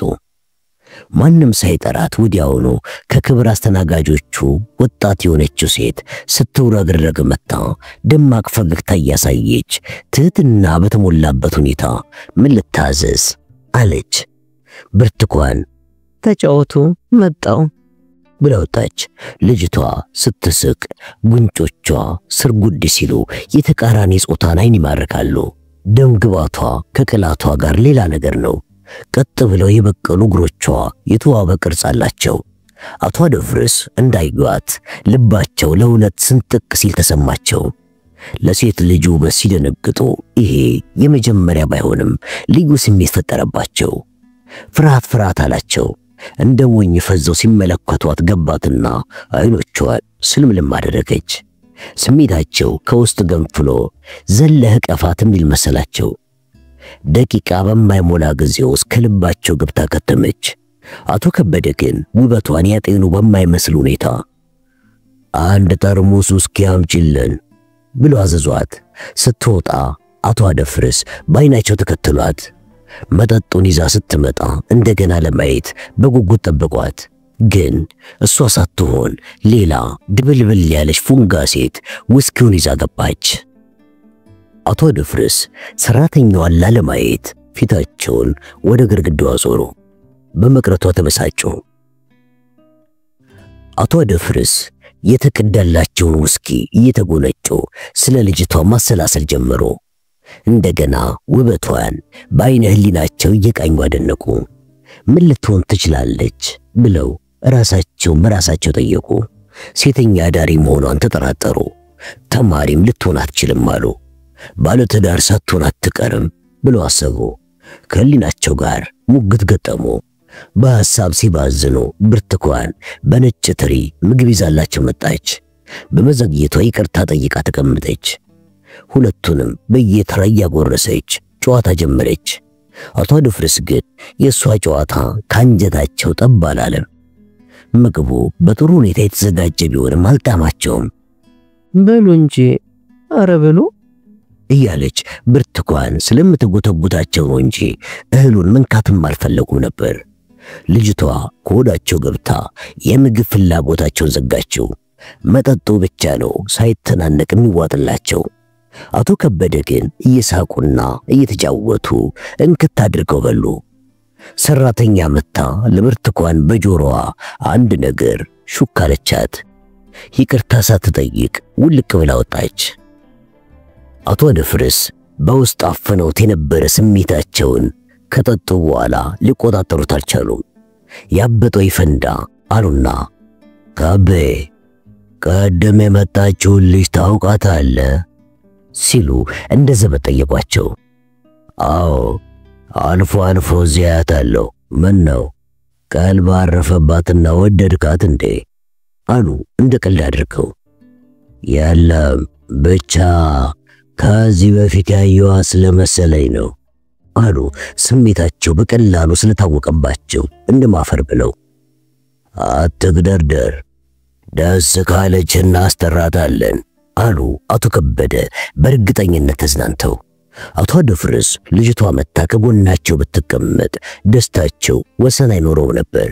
ግን አስጠራትና ታጫውተን ለማለት ድፍረት አጡ። ሽማግሌ ነህ ብላ ብትንቀኝስ ብለው ፈሩ። ግን አይ ግፋ ቢል በ30 ዓመት ብቻ በመልጣት ነው። ልዩነቱ ደግሞ ብዙ ነው ሊባል አይችልም ሲሉ አስቡ። ሴትና ወንድ ደግሞ በእድሜ መበላለጥ አለባቸው ብለው ራሳቸውን አጽናኑ። በርግጥም አቶ አደፍርስ ከተመኟት ሴት በጣም ልጅ ከሆኑት ጋር ወዳጅነት መስርተው አፍቅረው ተፈቅረዋል። በዚህም ወሳኙ እድሜ ያለመሆኑን በሚገባ ተገንዝበዋል። በዚህኛዋ ለምን ራሳቸውን እንደተጠራጠሩ አልገባ ብሏቸዋል። አቶ አደፍርስ የፊታቸው ቆዳ ገና ያልተሸበሸበ የ56 ዓመት ሰው ናቸው። ጠይምና ወንድ መልክ አላቸው። ውፍረታቸው በቁመታቸው የተሸፈነ ስለሆነ ግዙፍነታቸው ጎልቶ አይታይባቸውም። የሚያሳፍርም የአካል ጉድለት የለባቸውም። ይህን እያወቁ ለምን እንደፈሯትና እንዳከበሯት ጨንቋቸዋል። ትርጉም አልባ ሆኖባቸዋል። አቶ ከበደ ግን የጓደኛቸውን የመንፈስ ጭንቀት አላጤኑትም ነበርና ቀደም ሲል የጀመሩትን ጉዳይ አስታውሰው አጫወቷቸው። ብርቱካን የተለመደ ፈገግታዋን እያሳየች ምን ነው እህሉን ብሉት እንጂ የጎደለም ካለ ይነገረኝና ይምጣ እያለች ከአቶ ከበደ ጎን ተቀመጠችና አቶ አደፍርስን ይጫወቱ እንጂ አለቻቸው። እሳቸውም የሚጫወቱ መሆናቸውን ገልጸው የጎደለውን ሊነግሩ አቃጡና ካፋቸው መለሱት። ብርቱካን የወዳጇን እጅ በእጆቿ እያሻሸች የግል ችግሯን መናዘዝ ጀመረች። አቶ ከበደ የሷን ሮሮ መስማት ስላልፈለጉ የቀድሞዋን ልጅ ጥሪያትና ታጫውተን አሉ ጓደኛቸውን በፈገግታ እየተመለከቱ። ብርቱካን ጨዋታዋን በማቋረጣቸው ቅር ቢላትም የመከፋት መልክ ሳታሳይ አስናቀችን ነው ብላ ሁለቱንም በየተራ እያየች ጠየቀቻቸው። አቶ አደፍርስ የእሷን አይን የፈሩ ይመስል አቀርቅረው እውነትም አስናቀች አሉ ቦዳቸው። አዎ አስናቀችን አሉ አቶ ከበደ የያዙትን ውስኪ ጨልጠው። ፈለካት እንዴ አለች እጃቸውን ገፋ አድርጋ የውሸት ቅናት ለማሳየት እየሞከረች። ታጫውተን የተባልሽው አሉ በኩራት መንፈስ ጀርባዋን እየዳበሱ። እሺ ምን ቸገረኝ በማለት ደማቅ ፈገግታ እያሳየች ተነስታ ወጣች። አቶ አደፍርስ እንዴት እንደሚቀበሉ አስቸግሯቸው ተቁነጠነጡ። መጀመሪያ ወደ መጸዳጃ ቤት ለመሄድ ፈለጉ። ወዲያውኑ ሐሳባቸውን ቀየሩና ከመጣች በኋላ ይሆናል አሉ። ክርባታቸውን አስተካክለው ከመጠጡ ተጎነጩ። አቶ ከበደም መለኪያቸውን ወደ ላይ አንስተው መልካም ዕድል አሏቸው እየቀለዱ። አቶ አደፍርስ አጻፋው ሳይመልሱ እነ ብርቱካን እየተሳሳቁ መጡ። ሁለቱም ተነስተው ተቀበሏቸው። አይገባም ተቀመጡ ብላ ብርቱካን አስተዋወቀቻቸው። አስናቀች በየተራ ጨበጠቻቸውና ተቀመጠች። እስቲ ጋብዥልን አሉ አቶ ከበደ የውስኪውን ጠርሙስ ለብርቱካን በእጃቸው እያመለከቱ። ከዚህ ምን አልኩ ከብዬ አለች በድፍረታቸው ቅሬታ ያደረባት በሚመስል ሁኔታ። ይሄማ ክብረ ነክ ነው፣ ሌላ ጠርሙስ ይምጣ እንጂ አሉ አቶ አደፍርስ ተዝናንተው። ብርቱካን የእርሶ ይሻላል በሚል መልክ ፈገግታ ሳይታቸው ከበሩ ላይ ቆማ ሰራተኛ ጠራች። በአይነቱም እናቷ አደፍርስ ከሚጠጡት የተሻለውን በዋጋውም ከፍተኛውን እስኪያዛ ተጫወቱ እያለች ተቀመጠች። በፊት ያስተናገደቻቸው ሰራተኛም መጠጡን አምጥታ ለሁለቱ ሴቶች ቀርታላቸው ወጣች። ብርቱካን መለኪያውን አንስታ ወደ ከንፈሯ አስጠግታ ጠጪው እንጂ አለቻት ያስናቀችን መሽኮሩ መማይታ። ምንም አይልሽም ጠጪው አሉ አቶ አደፍርስም ለውስኪው እንግዳ መስላቸው። ያክስቴ ልጅ ነች አለች ብርቱካን ማንም ሳይጠይቃት። እውነትሽን ነው አሉ አቶ አደፍርስ በነገሩ የተደነቁ ይመስል ሁለቱንም በየተራ እየተመለከቱ። ያክስትሽ ልጆች አበዛዛቸው አሉ አቶ ከበደ ጣልቃ ገብተው ለመሳቅ እየሞከሩ። እውነቴን ነው በጣም የቅርብ ዘመዴ ናት አለች በመዋሸቷ ምንም ያህል ሳታፈር። ያውን እንኳን ይሻላል አሉ አቶ ከበደ መጠጥ በመጠኑ ያስብ የሚያደርጉ አንደበት።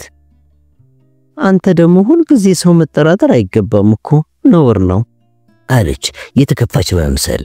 አቶ አደፍርስ የሚጠይቁትን ቅደም ተከተል ለማስያዝ ጥቂት አሰቡና እቴ ትማራለች እንዴ አሉ።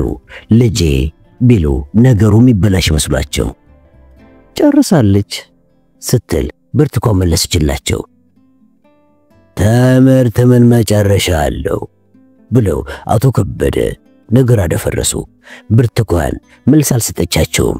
የጎሪጥ አይታቸው ውስኪውን ጨለጠችና ሌላ ቀዳች። አስናቀችንም በትዕዛዝ መልክ ጠጪው አለችና መለኪያዋን እስከምታጋባ ድረስ ጠብቃ ቀዳችላት። ስራስ ትዳርስ ይዛለች አሉ አቶ አደፍርስ ከጣቷ ላይ የቃል ኪዳን ቀለበት እንዳለ በአይናቸው እየፈለጉ። ትዳሩ እንኳን ምን ዋጋ አለው? ስራው ነበር ጥሩ ጠፋ እንጂ አለች ብርቱካን ዘመድ የምትላት ስራ ባለማግኘቷ ያዘነች መስላ ጣራጣራውን አሻቅባ ያየች። አቶ አደፍርስ ማወቅ የፈለጉትን ነገር ስላወቁ በጣም ደስ አላቸው። አስናቀች ትዳር ከሌላት ችግር አትፈጥርብኝም የሚል ስሜት አደረባቸው። የቀድሞ ፍርሃታቸውም ለቀቃቸው። ብዙ ጊዜ እንደሚያውቋት ያልተሰማቸው መጠጡም ይበልጥ አደፋፈራቸው። ወዝ ያለው ጨዋታ እያመጡ ሁሉንም አሳቋቸው። አቶ አደፍርስ ቀልድ ያውቃሉ፣ ሲናገሩም ለዛላቸው፣ ጨዋታቸው ይጣፍጥላቸዋል። አቶ ከበደ ግን ሞቅ ስላላቸው ጣልቃ እየገቡ የሚያወሩት እንጨት እንጨት ይላል። አስናቀችና ብርቱካን እንኳን የሥጋ ዝምድና ሊኖራቸው ቀርቶ የረባ ጓደኝነት እንኳን የላቸውም። ከተገናኙም ገና 6ኛ ወራቸው ነው። ብርቱካን የምታውቀው ሰው ከቀድሞ መጠጥ ቤቷ እያመላለሰ ሲጋብዛት ነው ያስተዋወቃቸው። አስናቀች የ8ኛ ክፍል ተማሪ ሆና በመጸነሷ ከትምህርት ቤቷ እንደወጣች አልተመለሰችም። ከቤተሰቦቿ ጠፍታ ናዝሬት ነው የወለደችው። ልጁ ግን አላደገላትም። ወዲያውኑ በ4ኛው ቀን ሞተባት። አባቷን በመፍራት ወደ ቤተሰቦቿ ሳትመለስ 4 ዓመት ያህል ተደብቃ ኖረች። በዚህ ጊዜ ውስጥ ምን እየሰራች እንደቆየች የሚያውቅ ሰው የለም። በከተማው ውስጥ አልፎ አልፎ መታየቷንም ይናገራሉ። ቅርብ ያነጋገርኳት እሚል ዘመድም ሆነ ወዳጅ አልነበረም። ከእናቷ ጋር እንኳን የተገናኘችው አባቷ በድንገት ከሞቱ በኋላ ነው። በደስታ ቢቀበሏትም ከእናቷ ጋር መኖር አልፈለገችም ነበር። ምክንያቷን ግን አልተናገረችውም። አንድ የውጭ ሀገር ሰው አስቀምጧታል ተብሎ ተወራ። ከዚያ ሰዓት ጀምሮ በየወሩ እናቷን እየተመላለሰች ስትጠይቃቸው ቆየች። ከ2 ዓመት በኋላ ወደ ተወለደችበት ቤት ተመለሰች። ኑሮዋን ከእናቷ ጋር አደረገች። ስራ እንደሌላት ጎረቤት ሁሉ ያውቃል። እሷ ግን በየሳምንቱ እቁብ ትጥላለች። ከማንም የተሻለ ትለብሳለች። በችግር ምክንያት የተነፈሰ ጎማ መስሎ የነበሩት እናቷ እንኳን በአጭር ጊዜ ውስጥ ታደሱ፣ እንደገና ልጅ ሆኑ። አስናቀች በሰፈር ውስጥ ከወንድም ሆነ ከሴት ጋር አትገጥምም። ብዙ ጊዜም አትታይም። እሷም ሆነች እናቷ ለመደበቅ ቢሞክሩም ገንዘብ እንዴት እንደምታገኝ ለአካባቢው ነዋሪ ሚስጥር አልነበረም። አስናቀች ክብሯን በመጠበቅ ውበቷን በብልሃት ትጠቀምበታለች። ከማይሆን ሰው ጋር እየዋለች ስሟን ለሐሜተኞች አታጋልጥም። ሞኝ መስላ ወንዶችን ለማመኘት ልዩ ስጦታ ያላት ሴት ናት። አቶ ደፍርስ ሞቅታቸው እየተጫጫናቸው ሲሄድ አስናቀችን ከጎኔ ካልተቀመጥሽ ሞቼ እገኛለሁ አሉ። እንደ ልጃገረድ ተሽኮረመመችባቸው። አንደበቷ አለሳልሳ ከዚህ በሆን ይሻላል ብላ ተግደረደረችባቸው። ብርቱካን በዓይኗ ጠቅሳ ድምፅ በሌለው ቋንቋ እንዳሉትኝላቸው አለቻት። እየተቅለሰለሰች ሄዳ ከጎናቸው ተቀመጠች። አለንጋ የመሰሉትን ጣቶቿን በእጃቸው ይዘው አደነቁላት። ቀስ በቀስ ሁለመናዋን ዳሰሱ። ምንም የማታውቅ ለማዳ እንስሳ ሆነችባቸው።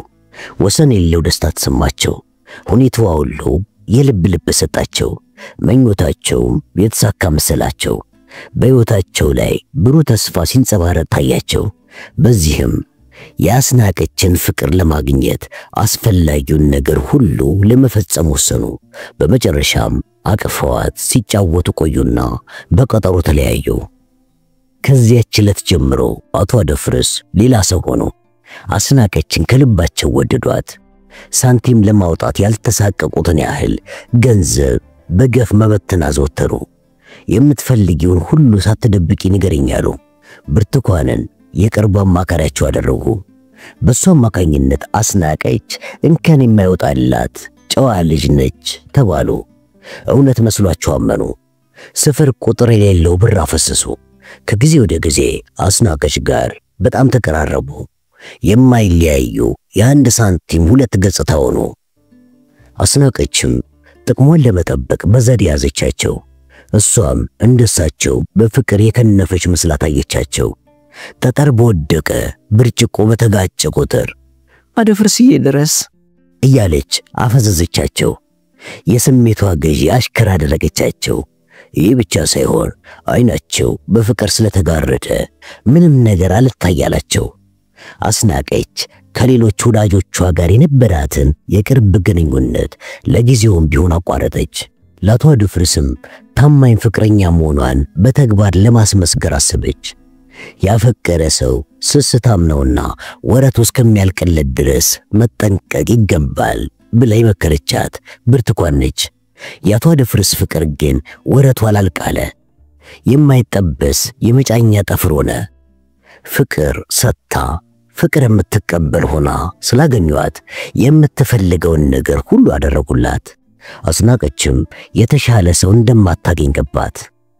ቆየት ብለው ከአንድ ፎቅ ላይ ቤት ተከራይተው አስቀምጧት። ወዲያውኑ መኪና ገዙላት። ሁሉንም አዘጋጅታ ማታ ስለምጠብቃቸው እንደ በፊቱ ብርቱካን ቤት አዛውተረው ማምሸቱን ተውት። ይሄም ብርቱካንን በጣም አስቆጣት። እንዴት እንደዚህ ታደርጊያለሽ ብላ አስናቀችን ወቀሰቻት። ብዙ ትላልቅ ሰዎች ሲመኙሽ ከአንድ ሰው ጋር ተጣብቀሽ እድልሽን ማበላሸት እኮ የለብሽም አለቻት። አዎ ውበትሽን መጠቀሚያው ጊዜው አሁን ነው አይደል እንዴ? ስለዚህ ቶሎ ተመለሽ ብላ መከረቻት። አስናቀች ምክሯን የተቀበለች መስላ እሺ አስብበታለሁ ብላ በፍቅር ተለያዩ። ዳግመኛ ከብርቱካን ቤት አልተመለሰችም፣ እንደወጣች ቀረች። በሶስተኛው ወር አቶ አደፍርስን በሕግ አገባቻቸው።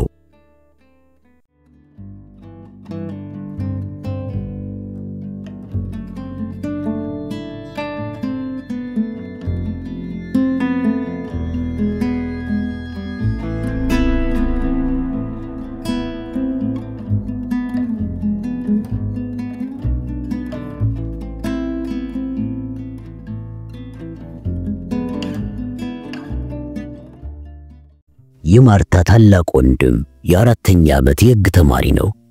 ዩኒቨርሲቲው ለገና ሲዘጋ የእረፍት ጊዜውን ያሳለፈው ከቤተሰቡ ጋር ነው። የሱ በቅርብ መገኘት ለሞራሏ ብርታት ሰጥቷታል። በግርማና በሷ መካከል ያለውን ግንኙነት ያውቃል።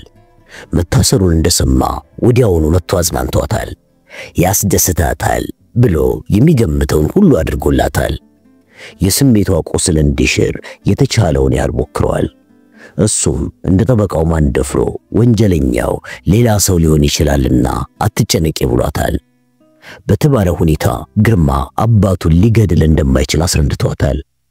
እሷን ለመሸንገል ያደረገው ስለመሰላት አላመነችውም። የተመሰከረበትን ሰው ወንጀለኛ አይደለም የሚለውን አባባል አልተቀበለችውም። የወንድሟ ማበረታቻ ቃል የተስፋ ጭላንጭል እንኳን እንድታይ አላደረጋትም። ግን ድካሙን መናላ ለማስቀረት በማለት የተቀበለችው መስላት አይተዋለች። እንዳልከው ሊሆን ይችላል እያለች ትሸነግለዋለች። እሱም ከመንፈስ ጭንቀት ያዳናት እየመሰለው ደስታ ይሰማዋል። የወንድምነት ግዴታዬን ተወጥቻለሁ ይላል። ማርታ ቀደም ብላ ብትወጣም ታክሲ አጣ በስንት ድካም ያገኘችው። በዚህ ምክንያት ፍርድ ቤቱ ስራውን ጀምሮ ነው የደረሰችው። ፍርድ ቤቱ ግጥም ብሎ ሞልቷል። ሁሉም ጸጥ ብሎ ያዳምጣል። ከምስክር መስሚያው ላይ ቁጭ ያለው መላኩ ነው። ጠበቃው እጆቹን ወደ ኋላ አድርጎ ቆሟል። አቃቤ ሕግ ተቃውሞ ብሎ ሲነሳ ማርታ ገባች። በዓይኗ ያልተያዘውን በር ፈልጋ ስላጣች ከበሩ አጠገብ ግድግዳውን ተደግፋ ቆመች። አቃቤ ሕግ የዳኛውን ፍቃድ ስላገኘ በአግባቡ የቀረበ ጥያቄ ስላልሆነ እቃወማለሁ ብሎ ተቀመጠ። ዳኛው ግን አልተቀበሉትም ነበርና ፍርድ ቤቱ የተከሳሹን መብት የመጠበቅ ግዴታ ስላለበትና የአቃቤ ሕግ ተቃውሞን በሕግ ያልተደገፈ ስለሆነ ተሽሯል። ስለዚህ አቶ መላኩ ለቀረበለት ጥያቄ መልስ ሊሰጥ ይገባል አሉ አገጫቸውን እያሻሹ። ማርታ ጥያቄው ስላልሰማች ተቃውሞ ካስነሳ ከባድ መሆን አለበት ብላ አሰበች። የሆነ ነገር ተፈጥሮ ይሆናል አለች። ግን መላኩ ከቀድሞ ስራዬ ተዛውሬ ወደዚህ የመጣሁት በበላይ ትዕዛዝ ነው በማለት መልስ ሲሰጥ አንጀቷ ቁርጥ አለ። ጠበቃው በሰው ሕይወት የሚቀልድ መሰላት። ነገሩ ሁሉ የልጆች ጨዋታ ሆነባትና አበሳጫት። ጠበቃው ፈገግ አለና አንተ አመልክተህ አይደለም የተዛወርከው በማለት ጠየቀው። አይደለም በትዕዛዝ ነው ሲል መላኩ መለሰለት። ጠበቃ ማንደፍሮ ከጠረጴዛው ላይ የነበረውን ቦርሳ ከፍቶ አንድ ወረቀት አወጣና ለመላኩ እንዲያነበው ሰጠው። መላኩ ወረቀቱን ተቀብሎ በጥርጣሬ ትኩር ብሎ አየው። ወረቀቱ ውስጣዊ ሽብር እንዳሳደረበት ከገጹ ላይ በግልጽ ታየበት። ወዲያውኑ ስሜቱን ለመቆጣጠር ቢሞክርም አልሆነለትም። ጠበቃው ወረቀቱን ተቀበለና ይሄ ማመልከቻ ከአንድ ዓመት በፊት አስተዳደር ክፍል ያቀረብከው እናቴ በሽተኛ ስለሆነች ከምትኖርበት ከተማ ተዛውሬ የልጅነት ግዴታዬን እንድፈጽም ይፈቀድልኝ ብለህ ማመልከትን ትክዳለህ ሲል ጠየቀው። መላኩ መልስ ከመስጠቱ በፊት አቃቤ ሕግ ተቃውሞ ያለው መሆኑን ገልጾ የዳኛውን ፍቃድ ስላገኘ አቶ መላኩ ራሱ ጠይቆም ይሁን ወይም በባለስልጣን ትዕዛዝ የተዛወረው የሱ ከቦታ ቦታ መዘዋወር ከጉዳያችን ጋር ስለማያያዝ ጥያቄውን እቃወማለሁ ብሎ ተቀመጠ። ፍርድ ቤቱ ለማንኛውም ወገን ሳያዳላ ሚዛናዊ ፍትህ የሚሰጥበት ቦታ ስለሆነ ጠበቃው ለመከላከያ ይበጀኛል ካለ አቶ መላኩ ጥያቄውን የማይመልስበት ሕጋዊ ምክንያት ስለሌለ መልስ ይስጥበት በማለት ዳኛው ትዕዛዝ ሰጡ። መላኩ ቅር እያለው አዎ እኔ ነኝ የጻፍኩት አለ ደከምከም ባለ ድምፅ። የመላኩ ማመልከቻ እንደ አንደኛ የመከላከያ ኤግዚቢት ሆኖ እንዲመዘገብለት ጠበቃው ፍርድ ቤቱን በትህትና ጠየቀ። አቃቤ ሕግም ማመልከቻው በኤግዚቢትነት ከመመዝገቡ በፊት ከአቶ አደፍርስ ሞት ጋር ያለው ግንኙነትን ማብራሪያ ሳይሰጥበት ሕጋዊ ማስረጃ ሊሆን አይችልም የሚል ተቃውሞ ሰነዘረ። ዳኛው የሕግ አስተያየት በማቅረብ ማመልከቻው መመዝገቡን ፍርድ ቤቱ አይቃወምም ሲሉ የጠበቃውን ሐሳብ ደገፉ። ክርክሩም እንዲቀጥል ትዕዛዝ ሰጡ። ጠበቃው ሁኔታው ስለተመቻቸለት ታማሚ እናት አሁን በሕይወት ይገኛሉ እንዴ ሲል መላኩን ጠየቀው። የለችም፣ ሞታለች። መቼ ነው የሞቱት? ከ9 ወር በፊት ነው። 9 ወር ነው ያልከው? አለ ጠበቃው በመገረም። መላኩ የጠበቃው አነጋገር ደስ ባይለውም አዎ 9 ወር አልፈጠመ ብሎ ከሆነ ጥሩ። ከቀብራቸው ላይ ከተገኙ ሰዎች የአንድ ሁለቱን ስም ለፍርድ ቤቱ ብትገልጽ። ከዚህ አይደለም የተቀበረችው፣ ያረፈችውም ሆነ ቀብሯ የተፈጸመው ከዳር ሀገር ነው አለ መላኩ ትንሽ ግራ በተጋባ ሁኔታ። አቶ መላኩ ከነበርክበት መስሪያ ቤት ዝውውሩን የጠየቀው የእናቴን በቅርብ ሆኜ ላስታመም በሚል ሰበብ ሲሆን አሁን ደግሞ ዳር ሀገር ነበሩ እንዴት ትላለህ? አለ ድምፁን ከፍ አድርጎ። ህመሙ ሲጠናባት ለተወለድኩበት ደብረ አብቃኝ ስላለችኝ ነው ወደዚያ ወሰድናት ሲል መለሰ። ማን ደፍሮ ገባኝ በሚል ሁኔታ ፈገግ አለ። መላኩን አመሰገንና ሌላ ጥያቄ እንደሌለው ለፍርድ ቤቱ አሳወቀ። ዳኛው በአቃቤ ሕግ በኩል ጥያቄ አለመኖሩን አረጋግጠው ምስክሩን አሰናበቱት። ሁለተኛዋ የመከላከያ ምስክር ወይዘሮ አስናቀች መሆኗ ስለተገለጸ እንድትቀርብ ዳኛው ትዕዛዝ ሰጡ። ቀደም ሲል የፍርድ ቤቱን ስነ ስርዓት ያሟላች ስለሆነ እንደገባች ከምስክር ማሰሚያ ወንበር ላይ ተቀመጠች። ጠበቃው ከተቀመጠበት ተነስቶ ጠረጴዛውን በሁለት እጆቹ ተደግፎ አይን አይኗን እየተመለከተ አቶ አደፍርስን ከማግባቱ በፊት ሌላ ባል አልነበሩትም እንዴ ሲል ጥያቄውን ጀመረ። ከእሳቸው ሌላ አላውቅም። ቃል ሲገቡለት ሰው አልነበረም? ምን የሚሉት ቃል? አለች በመገረም። አገባሃለሁ ብለው። አቃቤ ሕግ ጥያቄውን ተቃውሞ ብድግ አለና ወይዘሮ አስናቀች ሌላ ሰው አገቡም ቃል ሰጡም የግል ጉዳያቸው እንጂ ከቀረበው ክስ ጋር ጥያቄው ግንኙነት የለውም። ስለዚህ ከጭብጣችን ውጪ በመሆኑ ምስክሯ መልስ መስጠታቸውን እቃወማለሁ ብሎ ተቀመጠ። ፈጸመ ከተባለው ወንጀል ጋር የጠበቃው ጥያቄ ግንኙነት አለው ብሎ ፍርድ ቤቱም ስላላመነበት መሰረዙን ዳኛው አሳወቁ። ጠበቃውም በዳኛው ውሳኔ መስማማቱን እጅ በመንሳት አስታወቀና ፊቱን ወደ ምስክሯ መልሶ የአቶ መላኩ እናት መቼ ነው የሞቱት ሲል ሌላ ጥያቄ ያቀረበላት። ትክክለኛ ጊዜውን አላስታወሰም አለች። አሁን በቅርቡ ከ9 ወር በፊት መሆኑን እንዴት ረሱት? አለ ፌዝ በተቀላቀለበት አነጋገር። እሱን አውቃለሁ፣ ግን ትክክለኛ ቀኑ ትዝ አይለኝም። መቼም ባለንበት ህብረተሰብ ባህልና ልማድ መሰረት ሰው ሲሞት የቅርብም ሆነ የሩቅ ዘመድ በአንድነት ሆኖ እርሙን ያወጣል። ጎረቤትም የሐዘን ተካፋይነቱን ይገልጻል። ታዲያ የአቶ መላኩ እናት ሞት በአካባቢው እስከምን ድረስ ይታወቃል? ሲል ጣራውን እያየ ጠየቃት። ብዙዎቹ አልሰሙም አለች ፈርጠም ብላ። ባለቤቱም ሆነ ተከሳሹ ልጃቸው አያውቁም ነበር እንዴ? አለ በጉዳዩ በጣም የተገረመ በመምሰል። እሳቸውም አልሰሙም አለች እንዳገረገረች። ያክስቶን ሞት ባለቤቱ አያውቁም ነበር ማለት ነው? አለ ግራ በተጋባ ሁኔታ። አልተግባባንም አለችው። እንዴት ብሎ ጠየቃት። በመሰረቱ መላኩ የአባቴ ታላቅ እህት የልጅ ልጅ ነው። ስለዚህ እኔ ከሟቺቷ ጋር የሥጋ ዝምድና የለኝም። በዚህ ምክንያት ከሩቅም ሆነ ከቅርብ የሰማ የለም በማለት አስረዳች። በአባቱ በኩል ነው የሚዛመዱት ማለት ነው? ልክ ኖት። ያክስቴ የወንዱ ልጇ ልጅ ነው አለች በፈገግታ። ለማሳጠር ሲሉ ነው ያክስቴ ልጅ የሚሉት አለ እሱም ፈገግ ብሎ። የልጅ ልጅ ከማለት አዎ አለች ተዝናንታ። ከሆነ ጥሩ፣ ግን የአቶ መላኩ እናት ሞት በባለቤቱም ሆነ በቤተሰባቸው ያልታወቀው በዚህ በሰጡት ምክንያት ብቻ ነው ይላሉ አለ አንድ እጁን በሱሪው ኪስ ውስጥ ከቶ እየተንጎራደደ። አዎ ሌላ ምስጢር የለውም አለች ብስጭት ብላ። አለው እንጂ ወይዘሮ አስናቀች፣ ማንም ያልሰማው ሴትዮዋ የሞቱት እርሶ አቶ አደፍርስን ከማግባቱ በፊት በመሆኑ ነው አለ ጠበቃው ጥርሱን ነክሶ አይኑን አፍጥጦ። ጸጥ ረጭ ብሎ የነበረው አዳራሽ ባንዴ ደፈረሰ። ሰው እርሱ እየተያየ አጉረመረመ። ማርታ ከቆመችበት ፈዛ ቀረች። አስናቀችም ሐሰት ነው እያለች ከቁጥጥር ውጪ በሆነ ድምፅ ለማስተባበል ሞከረች። የሰማት ግን አልነበረም። ዳኛው የሚቸግራቸው ጸጥታውን ለማስከበር ጠረጴዛውን በእንጨቱ መዶሻ ደጋግሞ መቱት።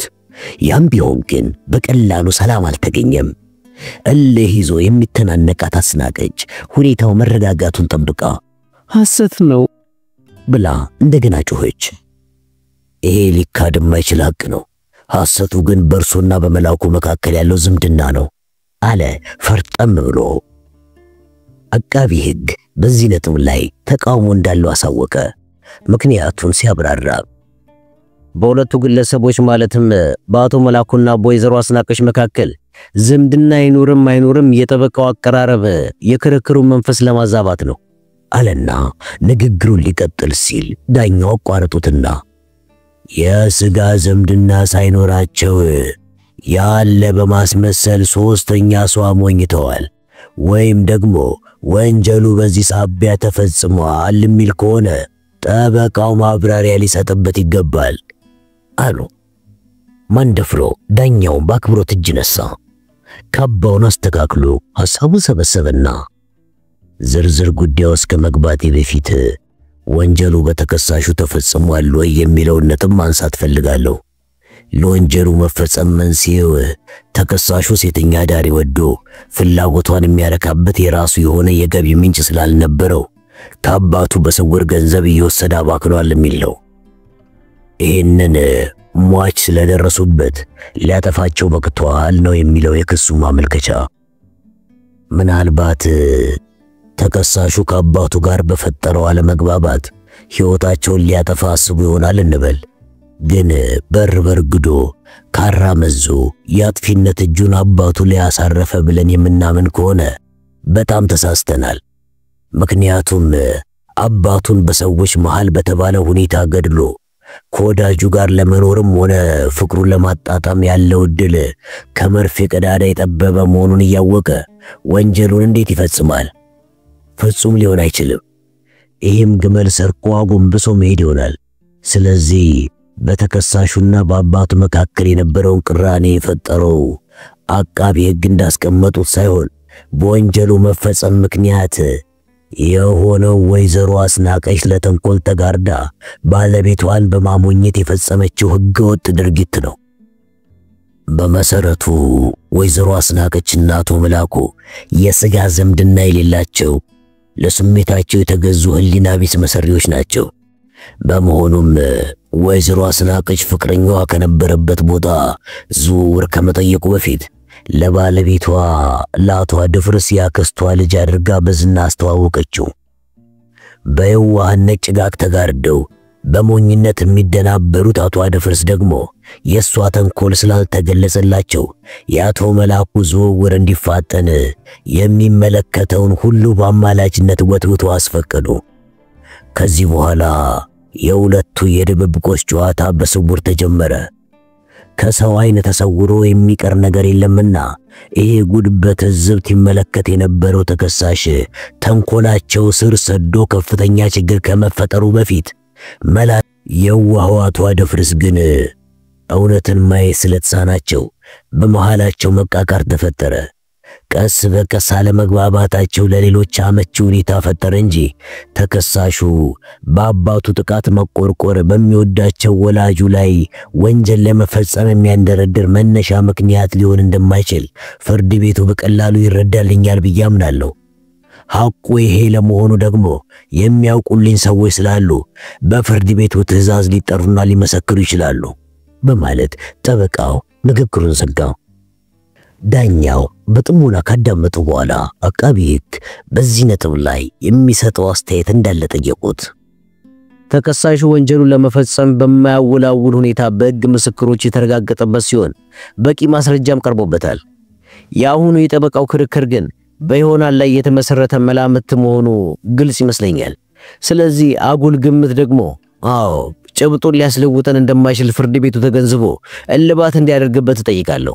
አለበለዚያ በዚህ ከቀጠለ ዓላማችንን ስተን ውዥንብር ውስጥ እንገባለን ሲል አቃቤ ሕጉ ቀዝቀዝ ባለ ሁኔታ አቋሙን አሳወቀ። ዳኛው ምስክሯን አሰናብተው ጥቂት አሰቡና በመሰረቱ ማንኛውም ወንጀል ካለ መነሻ ምክንያት ይፈጸማል አንልም። የጠበቃውም ክርክር ደንበኛዬ ከአባቱ ጋር በነገር ሊጣጣም ያልቻለው በሁለቱ የአቃቢ ሕግ ምስክሮች ሕገወጥ ድርጊት ነው ብሏል። ስለሆነም በሚቆጭላቸው ወላጅ አባቱ ላይ የአጥፊነት እጁን አላነሳባቸውምና ለወንጀሉ መፈጸም መሰረታዊ መነሻ ነው ተብሎ ክስ የተመሰረተበት አንቀጽ ትክክል አይደለምና ማስረጃ ላቅርብ ነው ጥያቄው። ፍርድ ቤቱም ፍትህ እንዳይዛባ ፍትህ እንዳይጠፋ ብርቱ ጥንቃቄ ማድረግ ኃላፊነት እንዳለበት ከማንም የተሰወረ አይደለም። ስለሆነም በዚህ በኩል የሚያከራክር ምዕራፍ ከተከፈተ የወንጀሉን መልክ ሊለውጠው ቢችልም ባይችልም የተከሳሹን መብት ለመጠበቅ የጠበቃውን ጥያቄ ፍርድ ቤቱ ውድቅ ሊያደርገው አይችልም። ስለዚህ ያውቁልኛል የሚሏቸውን የመከላከያ ምስክሮች ጠበቃውም ለጥር 22 እንዲያቀርቡ ይሄ ፍርድ ቤት አዟል ብለው ተነሱ። ማርታ ከቆመችበት ባንክሮ ተመስጣ እንዴት ሊሆን ይችላል አለች። ግርማ ካልነገረው በስተቀር የሁለቱም ሚስጥር ጠበቃው ሊደርስበት እንደማይችል ገመተች። ብዙ ነገር ሲያዋየኝ ይሄን በምን ምክንያት ደበቀኝ ብላ አዘነች። ምናልባትም ባለመታመን ይሆናል ብላ ተቀየመች። ግን እሱ ሳይሆን ሌላም ሰው ሊነግረው ይችላል ብላ አሰበች። ጥቂት አሰላሰለችና ወዲያውኑ ሐሳቧን ቀየረች። ከአባቱ ጋር የሚያጋጨው ይህን ሚስጥር ማወቁ ከሆነ የነገረው እሱ ራሱ መሆን አለበት አለች። በሌላ በኩል ስታስበው የተባለ ሁሉ እውነት ላይሆን ይችላል ብላ ተጠራጠረች። ካልሆነ ደግሞ አቶ መላኩ የሚዋሽበት ምክንያት አልታይሻላት። አስናቀችም ለቀረበላት ጥያቄ የሰጠችው መልስ የሚታመን ሆኖ አላገኘችው። በዚህም ሊደብቁት የፈለጉት ነገር ይኖራል የሚል ጥርጣሬ ያደረባት። የጠበቃው ገለጻም ትክክል መሰላት። ግን በሁለቱ ግለሰቦች መካከል ህገወጥ ፍቅር ቢኖርም እንኳን አቶ አደፍርስን ገለዋል ለማለት እንዴት ይቻላል ብላ ራሷን ጠየቀች። ቢቸግራት የወንጀሉን አፈጻጸም በአይነ ህሊናዋ ለመዳሰስ ሞከረች። የወንጀሉ ትክክለኛ ገጽታ በአእምሮዋ ውስጥ ቁልጭ ብሎ እንደታያት ከሆነ እናስናቀችን ለጠፋው ህይወት ተጠያቂ ለማድረግ በጣም አስቸጋሪ ይሆናል አለች። ስለሆነም የነውራቸው በአደባባይ መገለጽ የክሱን መልክ ይለውጠዋል ብላ አላመነችም። ካለ በቂ ማስረጃ ደግሞ በመላምት ፍትህ አይበየንም፣ ሌላ ወንጀለኛ መፍጠር አይቻልም እያለች ከህሊናዋ ጋር ሙግት ገጠመች። ማርታ ይህን የተወሳሰበ ችግር ከተለያየ አቅጣጫ ተመለከተችው። ችሎቷ በሚፈቅድላት መጠን መረመረችው። ጠበቃው የግርማና የአባቷ አለመግባባት ለሌሎች አመቺ ሁኔታ ፈጠረ ያለው ቃል ትዝ አላት። በዚህም የአቶ አደፍርስ ገዳዮች እነሱ ናቸው ማለቱ ሳይሆን አይቀርም የሚል ግምት አደረባት። ሽንጡን ገትሮ መሟገቱም በዚህ ምክንያት መሰላት። ቢሆን ነው የሚል ስሜትም በአእምሯ ተቀረጸባት። በተለይም ግርማ በፖሊስ አጃቢነት ከፍርድ ቤቱ ሲወጣ ፊት ለፊት ስለነበረች ደማቅ ፈገግታን አሳያት። በቁጥጥር ስር ከዋለ በኋላ እንደዚህ የፈካ ገጽታውን ስታይ የመጀመሪያዋ ነበርና ከልቧ ደስ አላት። በቋንቋ ባይገልጸውም መልእክቱ ገባት። ደስ ብሎኛል፣ ደስ ይበልሽ ያላት መሰላት። እርግጠኛ ባትሆንም የተስፋ ጭላንጭል ታያት። ማርታ ይህን የተወሳሰበ ችግር ከተለያየ አቅጣጫ ተመለከተችው። ችሎቷ በሚፈቅድላት መጠን መረመረችው። ጠበቃው የግርማና የአባቷ አለመግባባት ለሌሎች አመቺ ሁኔታ ፈጠረ ያለው ቃል ትዝ አላት። በዚህም የአቶ አደፍርስ ገዳዮች እነሱ ናቸው ማለቱ ሳይሆን አይቀርም የሚል ግምት አደረባት። ሽንጡን ገትሮ መሟገቱም በዚህ ምክንያት መሰላት። ቢሆን ነው የሚል ስሜትም በአእምሯ ተቀረጸባት። በተለይም ግርማ በፖሊስ አጃቢነት ከፍርድ ቤቱ ሲወጣ ፊት ለፊት ስለነበረች ደማቅ ፈገግታን አሳያት። በቁጥጥር ስር ከዋለ በኋላ እንደዚህ የፈካ ገጽታውን ስታይ የመጀመሪያዋ ነበርና ከልቧ ደስ አላት። በቋንቋ ባይገልጸውም መልእክቱ ገባት። ደስ ብሎኛል፣ ደስ ይበልሽ ያላት መሰላት። እርግጠኛ ባትሆንም የተስፋ ጭላንጭል ታያት።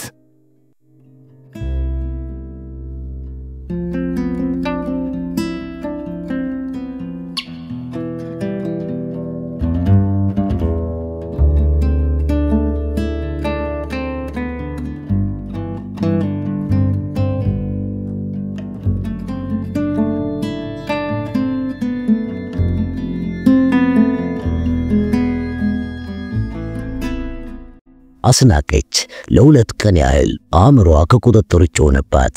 የጠበቃው ዘለፋ ከጆሮዋ ላይ እየደወለ የመንፈስ ረፍት አሳጣት። በአደባባይ ስሟ መርከሱም እንደ እሳት አቃጠላት። ይሄ ውርደት የሞት ሞት መሰላት። ቅዠቱም የሰላም እንቅልፍ ነሳት። በፍርድ ቤት ውስጥ የነበረው ትርምስም በአእምሮዋ እየመጣ አሰቃያት። በተለይም የግርማ እናት ፊት የሚያስፈራ ቅርጽ አውጥቶ አስበረገጋት። ውስጣዊ ሽብር ፈጥሮ የተወለደችበትን ቀን አስረገማት። ምግብም ሆነ ሰው ላይኑ አስጠላት። በሕይወት መኖር ትርጉም አጥቶ ሲኦል ሆኖ ታያት። በዚህ ሁኔታ ስትበጠበጥ ቆየች። ቀስ በቀስ ብስጭቱና ንዴቱ በረድ ሲልላት ህሊናዋን ማዘዝ ጀመረች። በቅድሚያ ማድረግ የሚገባትን አሰበች።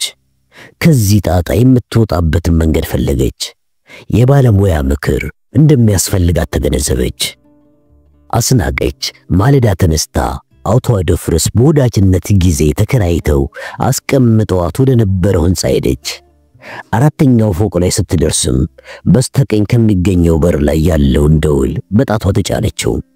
ለአጭር ጊዜ ቢሆንም በጉርብትና ሲኖሩ ከታደሰ ብርሃኑ ጋር ደህና አግባብ ነበራቸው። ቅን አመለካከት ያለው ትሁት ሰው በመሆኑ በጣም ትወደዋለች።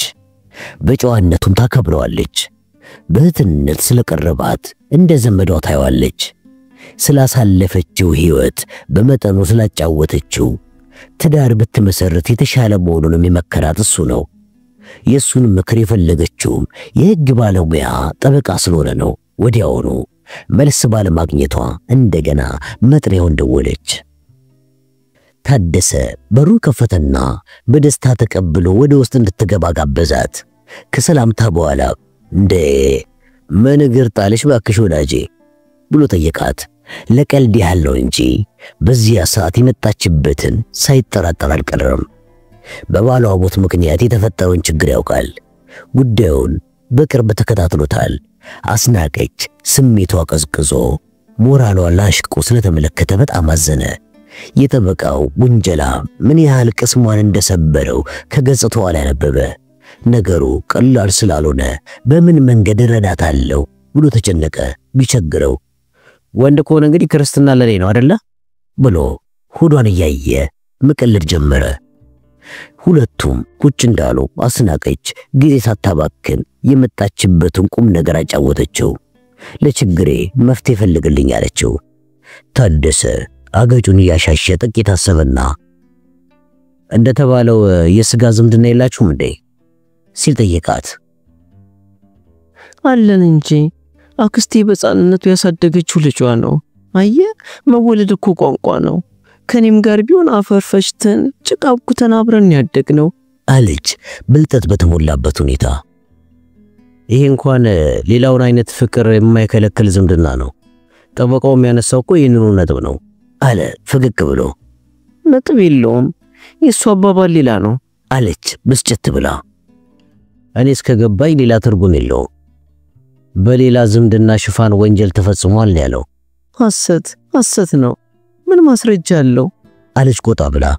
አንቺና መላኩ ትክክል ያልሆነ ቃል ለፍርድ ቤቱ መስጠታችሁ አንዱ ማስረጃ ነው ብንል፣ አዎ የሥጋ ዝምድና እንደሌለ አስመሰክራለሁ ማለቱ ደግሞ ሁለተኛ ይሆናል። ስለዚህ ይህን ማድረግ ለጠበቃው በጣም ቀላል ይመስለኛል አለ ጣራጣራውን እያየ። ዝምድና ለመኖሩ በምን መልኩ ወንጀል ይሆናል ታዲያ ስትል ጠየቀችው። በሽፋንነት መቅረቡ ሲሆን የሞራል ግዴታን መጣስ የሚያስጠይቅበት ሁኔታ ይኖራል። እንዴት? የአክስቴ እንጀራ ልጅ ባትወልደውም ልጇ ነው ብያለሁ።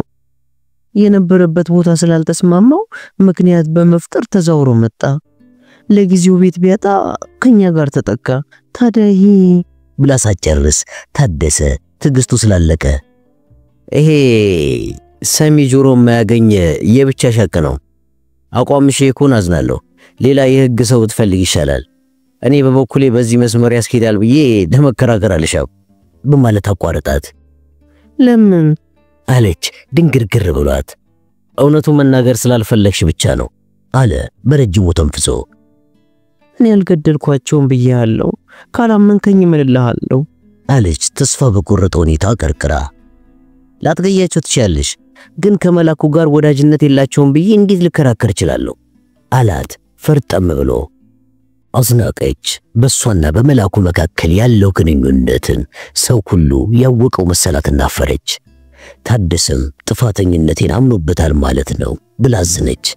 እውነቱን ካልተናገረች በምንም አይነት እንደማይረዳት ከሁኔታው ተገነዘበች። ግን ወዳጄ ነው ተሳስቻለሁ ለማለት ስላልደፈረች ላቷ ደፍርስ ሞት መነሻ ምክንያት አይደለም ብለህ ልትከራከር አትችልም አለች በልመና መልክ ድምጿን አለስልሳ። አያዋጣንም። አዎ አለ ሀተታ ሳያበዛ። ታዲያ ምን ማድረግ ይሻላል አለች አይን አይኑን እያየች።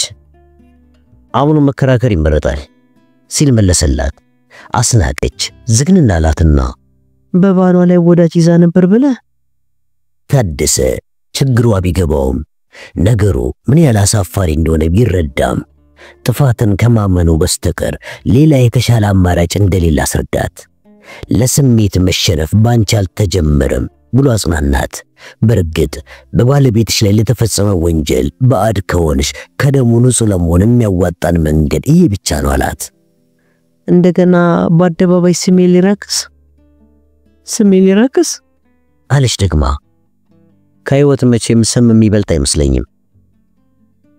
ወዳጅነቱን ሳምን አያስቀጣኝም፣ ግን ቢያስቀጣም ነፍስ እንደማጥፋት አይከብድም አላት። አስናቀች የምታምነው ሰው ምክር ለመቀበል ተገደደች። በጥሞና ብታስብበትም እሱ ካለው የተሻለ አማራጭ አጣች። ከመሞት መሰንበት ይሻላል ብላ ከስሟ ለህይወቷ ቅድሚያ ሰጠች። ውርደትን በጸጋ ተቀብሎ መኖር መረጠች። በመጨረሻም እንዳልክ ማድረኩ ይሻላል። እሺ በቃ አለች። ታደሰ ፈገግ አለና በዚህ ከተስማማን ግርማ ሚስጥራችሁን እንዴት እንዳወቀ ምንም ሳትደብቂ እንድትነግሪኝ ይፈልጋለሁ በማለት ጠየቃት። እሺ በመጀመሪያ ማርገዜን ለበቀለች አጫወትኳት። እንደ ቀልድ አድርጋ ካቷ ደፍርስ መጸነስ እንደማልችል ውስብስብ ባለ መንገድ ልታሳምነኝ ሞከረች። ምን ያለበት ምን አይችልም ነውና እኔም የፈጸምኩት ስህተት በመኖሩ ሐሰት ነው ብዬ ልከራከራት ሳልቃጣ ተሳስቀንተው ነው። በዚህ ሁኔታ ወራቶች አልፈው ሆዴ ቅርጽ ማውጣት ሲጀምር ግርማ እንደማያውቀኝ ሰው ሆነና በክፉ አይኑ ያይን ጀመር። ወዲያውኑ በአባትና በልጅ መሃል ውዝግብ ተነሳ። በማለት አስረዳቸው። ከማርገዝሽ በፊት አልተጠራጠረም ማለት ነው? አዎ ከዚያ በፊት የጠረጠረ አልመሰለኝም። ይሄ ከሆነ በቀለች አንቺን ለማሳመን እንደሞከረች ሁሉ እሱንም ከአባት አይደለም የጸነሰችው ብላ ሚስጥራችሁን ነግራ ይሆናላ። ምን ሊጠቅማት? አትሳሳች እንጂ ለሷም እንኳን አጎቷ ናቸው። ተቆርቆራላችሁ ይሆናላ አላት። እሱ ሲሆን ግን ካለምንም ማረጋገጫ ፈጥራ ልታወራ አለች ብስጭት ብላ።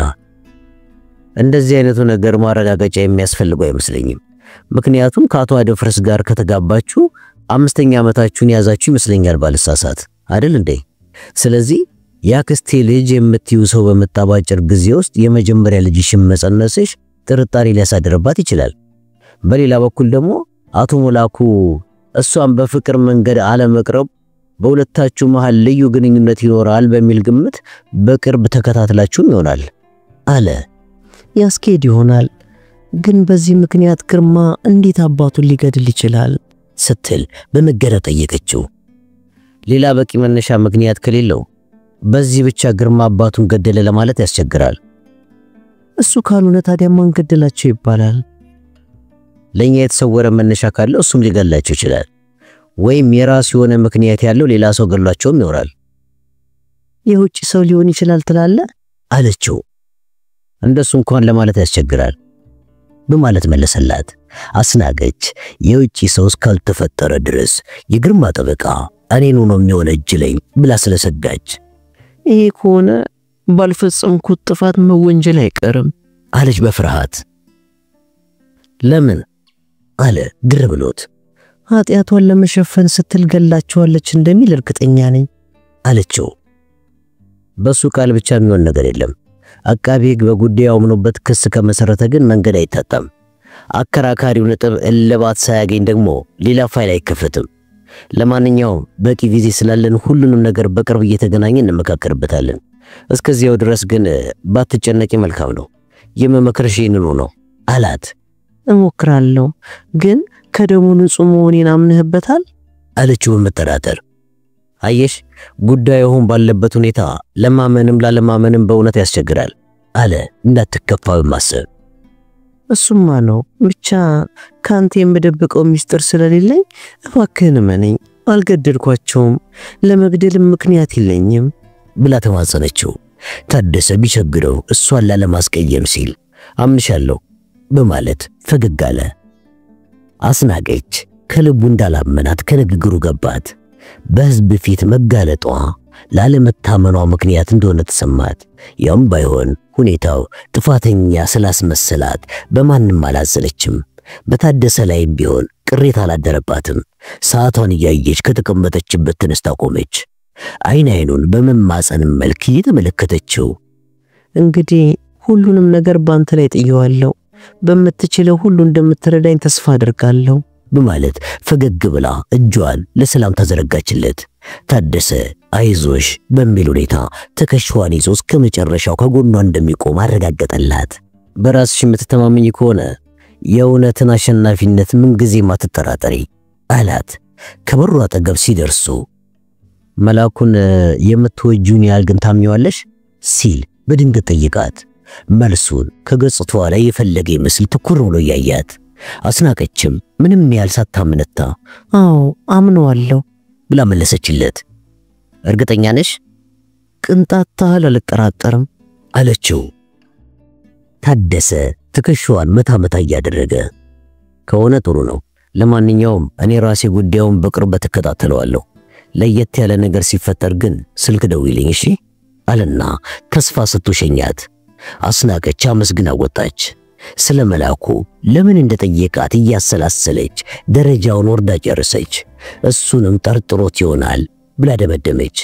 የሙያ ጠባዩ ነው ተጠራጣሪ ያደረገው ብላም ፈገጋለች። መኪናዋን አስነስታ ወደ እናቷ ቤት አመራች።